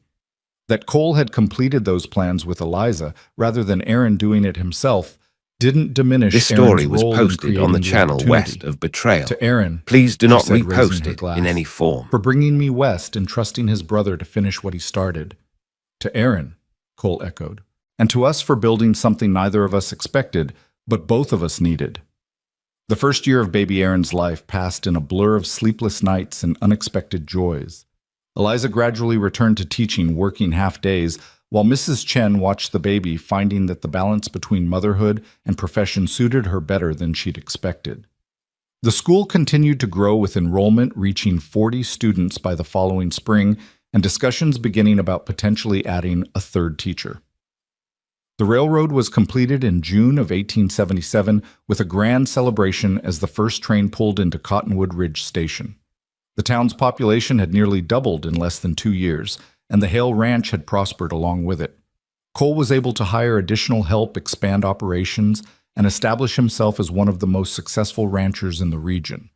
But more important than the material success was the sense of community that had developed. The school had become the heart of town life, hosting everything from spelling bees to community meetings to holiday celebrations. Eliza had evolved from a scandalous outsider to a respected pillar of the community, her past mostly forgotten in light of her present contributions. On a warm September evening in 1877, 2 years after baby Aaron's birth, Eliza and Cole took their son to visit the cemetery where Aaron was buried. They didn't come often, too frequently felt morbid, and their life was about the future, not the past, but occasionally it seemed right to mark how far they'd come. Aaron's grave sat beneath a young oak tree that Cole had planted shortly after the burial. The tree had grown significantly, its branches now providing real shade. The simple headstone read, Aaron Hale, 1847 to 1874, beloved brother, dreamer, builder. He'd be 30 years old now, Cole said quietly, holding baby Aaron on his hip. Probably married himself. Maybe with children. He does have a child. Eliza touched the headstone. In a way, his vision lives on in the school, in this community, in the opportunities we're creating. That's a kind of fatherhood, too. Baby Aaron squirmed, wanting down to explore. Cole set him on his feet, keeping a careful grip on his hand while the toddler investigated the interesting grass and rocks around the grave. I used to come here and feel guilty, Cole admitted. Guilty for being alive when he wasn't. Guilty for having what he'd wanted. Guilty for being happy. But I don't feel that way anymore. What do you feel? Grateful. Sad that he's gone, yes. Wishing he could see what we've built, absolutely. But mostly just grateful that he existed, that he dreamed big enough to create opportunities even his death couldn't destroy. That's legacy. That's immortality in a way. They stood quietly for a while, watching baby Aaron toddle around with the fearless confidence of a child who's never known anything but love and security. He was healthy and happy, and growing up in a community that would nurture his potential, surrounded by education and opportunity. Everything Aaron had wanted for the next generation was embodied in this child who carried his name. We should go, Eliza said finally. It's getting late, and someone needs his dinner before he gets cranky. As they walked back to the wagon, baby Aaron chattering happily between them, Eliza felt a profound sense of peace. They'd taken a tragedy and transformed it into something generative. They'd honored the dead by fully embracing life, and they'd built something that would outlast all of them, a school, This story a was community, posted on the a channel west legacy of of Betrayal. opportunity. Please do not Years repost passed. it in any form. Baby Aaron grew into a bright, curious child who loved books as much as horses, embodying the best traits of both his namesake uncle and his parents. The school continued to expand, eventually requiring 4 teachers and a dedicated building in town, though the original schoolhouse remained standing as a reminder of where it had all started. Cole and Eliza had 2 more children, a daughter named Clara and another son named Thomas. The ranch prospered. The town grew from a small frontier settlement into a legitimate community with its own bank newspaper and eventually even a small library that Eliza helped establish. But through all the growth and change, the story of how it began was never forgotten. How a mail-order bride came west to marry a man who died before she arrived. How his brother honored the promise and gave her work. How that work became partnership, became love, became family. How tragedy planted seeds that grew into something beautiful and lasting. The story was told to children in the school, used as an example of how good could come from loss if people were brave enough to build something new instead of just mourning what was gone. Sarah Johnson, who became a teacher and eventually returned to Cottonwood Ridge to join the school's staff, told the story to her own students as inspiration for persevering through difficult circumstances. On their 10th wedding anniversary, Cole surprised Eliza by taking her back to the site where Aaron had laid foundation stones for the original schoolhouse. The building still stood, now used as a community center, since the main school had moved to a larger facility in town. They walked through the empty room where Eliza had taught her first students, where they'd held their wedding reception, where so much of their life together had begun. "I was terrified the day I brought you here," Cole admitted. "Terrified you'd refuse the job. Terrified I was making a huge mistake trying to honor Aaron's promise. Terrified of what I was already starting to feel for you and convinced I had no right to feel it. And now I'm just grateful. For all of it. For Aaron's vision that brought you here. For his death that made us possible, as terrible as that sounds. For your courage in staying when you had every reason to leave. For every single decision that led to this moment." Eliza moved into his arms, fitting there as perfectly as she had since that first kiss years ago. "Do you think we've honored his memory well?" "I think we've done more than honor his memory.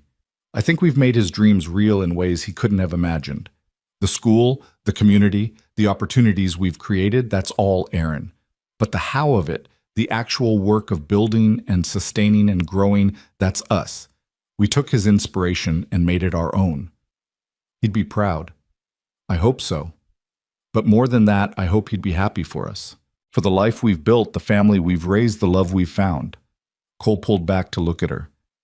"I loved my brother, miss him every day. But I can't regret what his death made possible for us. Is that wrong?" "No." Eliza said it firmly. "It's not wrong to be grateful for the good that came from something terrible. It's not wrong to transform tragedy into grace.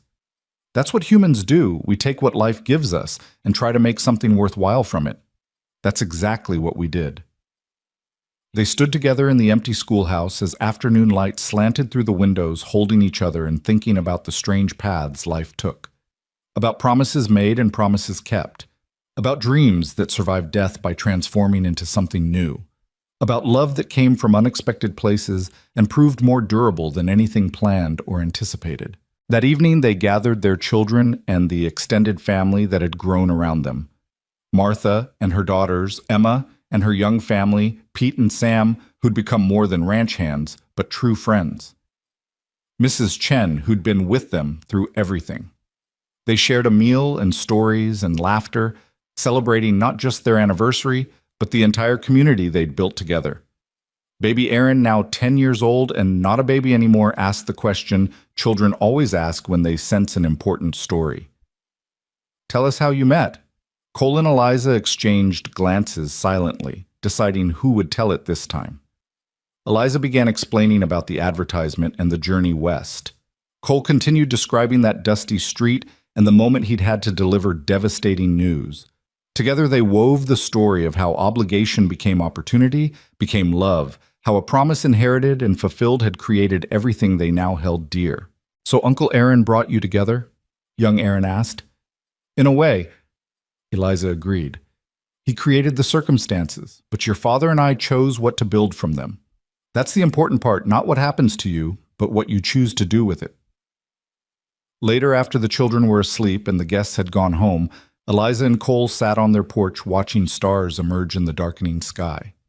The prairie stretched endlessly before them, dotted now with the lights of homes that hadn't existed when Eliza first arrived. The school building was visible in the distance, its bell tower silhouetted against the sunset. The sound of the evening train whistle carried across the land a reminder of connection to the wider world. "Do you ever wonder what would have happened if Aaron had lived?" Eliza asked. "If everything had gone according to his plan?" "Sometimes, but then I realize it doesn't matter." Cole took her hand.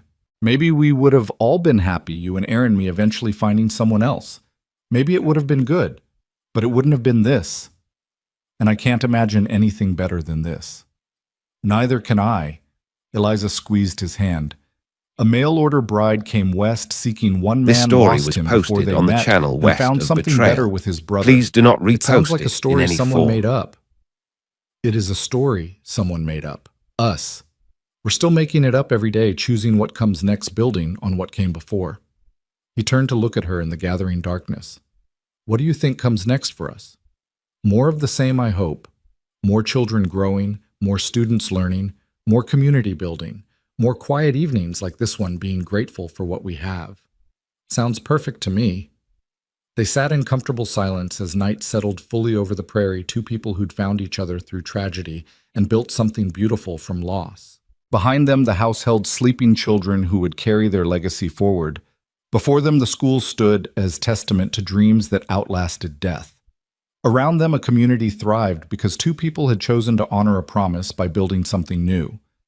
A mail-order bride had come west seeking a future someone else had planned for her. Instead, she'd found the courage to build her own future shaped by loss, but not defined by it, rooted in love that had grown from unexpected soil. And that Eliza thought as she sat beside her husband under a sky full of stars was the truest kind of happy ending. Not the one you expected, but the one you earned through choice and courage and the determination to make something good from whatever life gave you. Aaron's promise had been fulfilled not in the way anyone had anticipated, but in a way that honored his vision while creating something uniquely beautiful. His dream of building a community, of creating opportunity, of establishing something worthwhile that would outlast any single life, all of that had come true.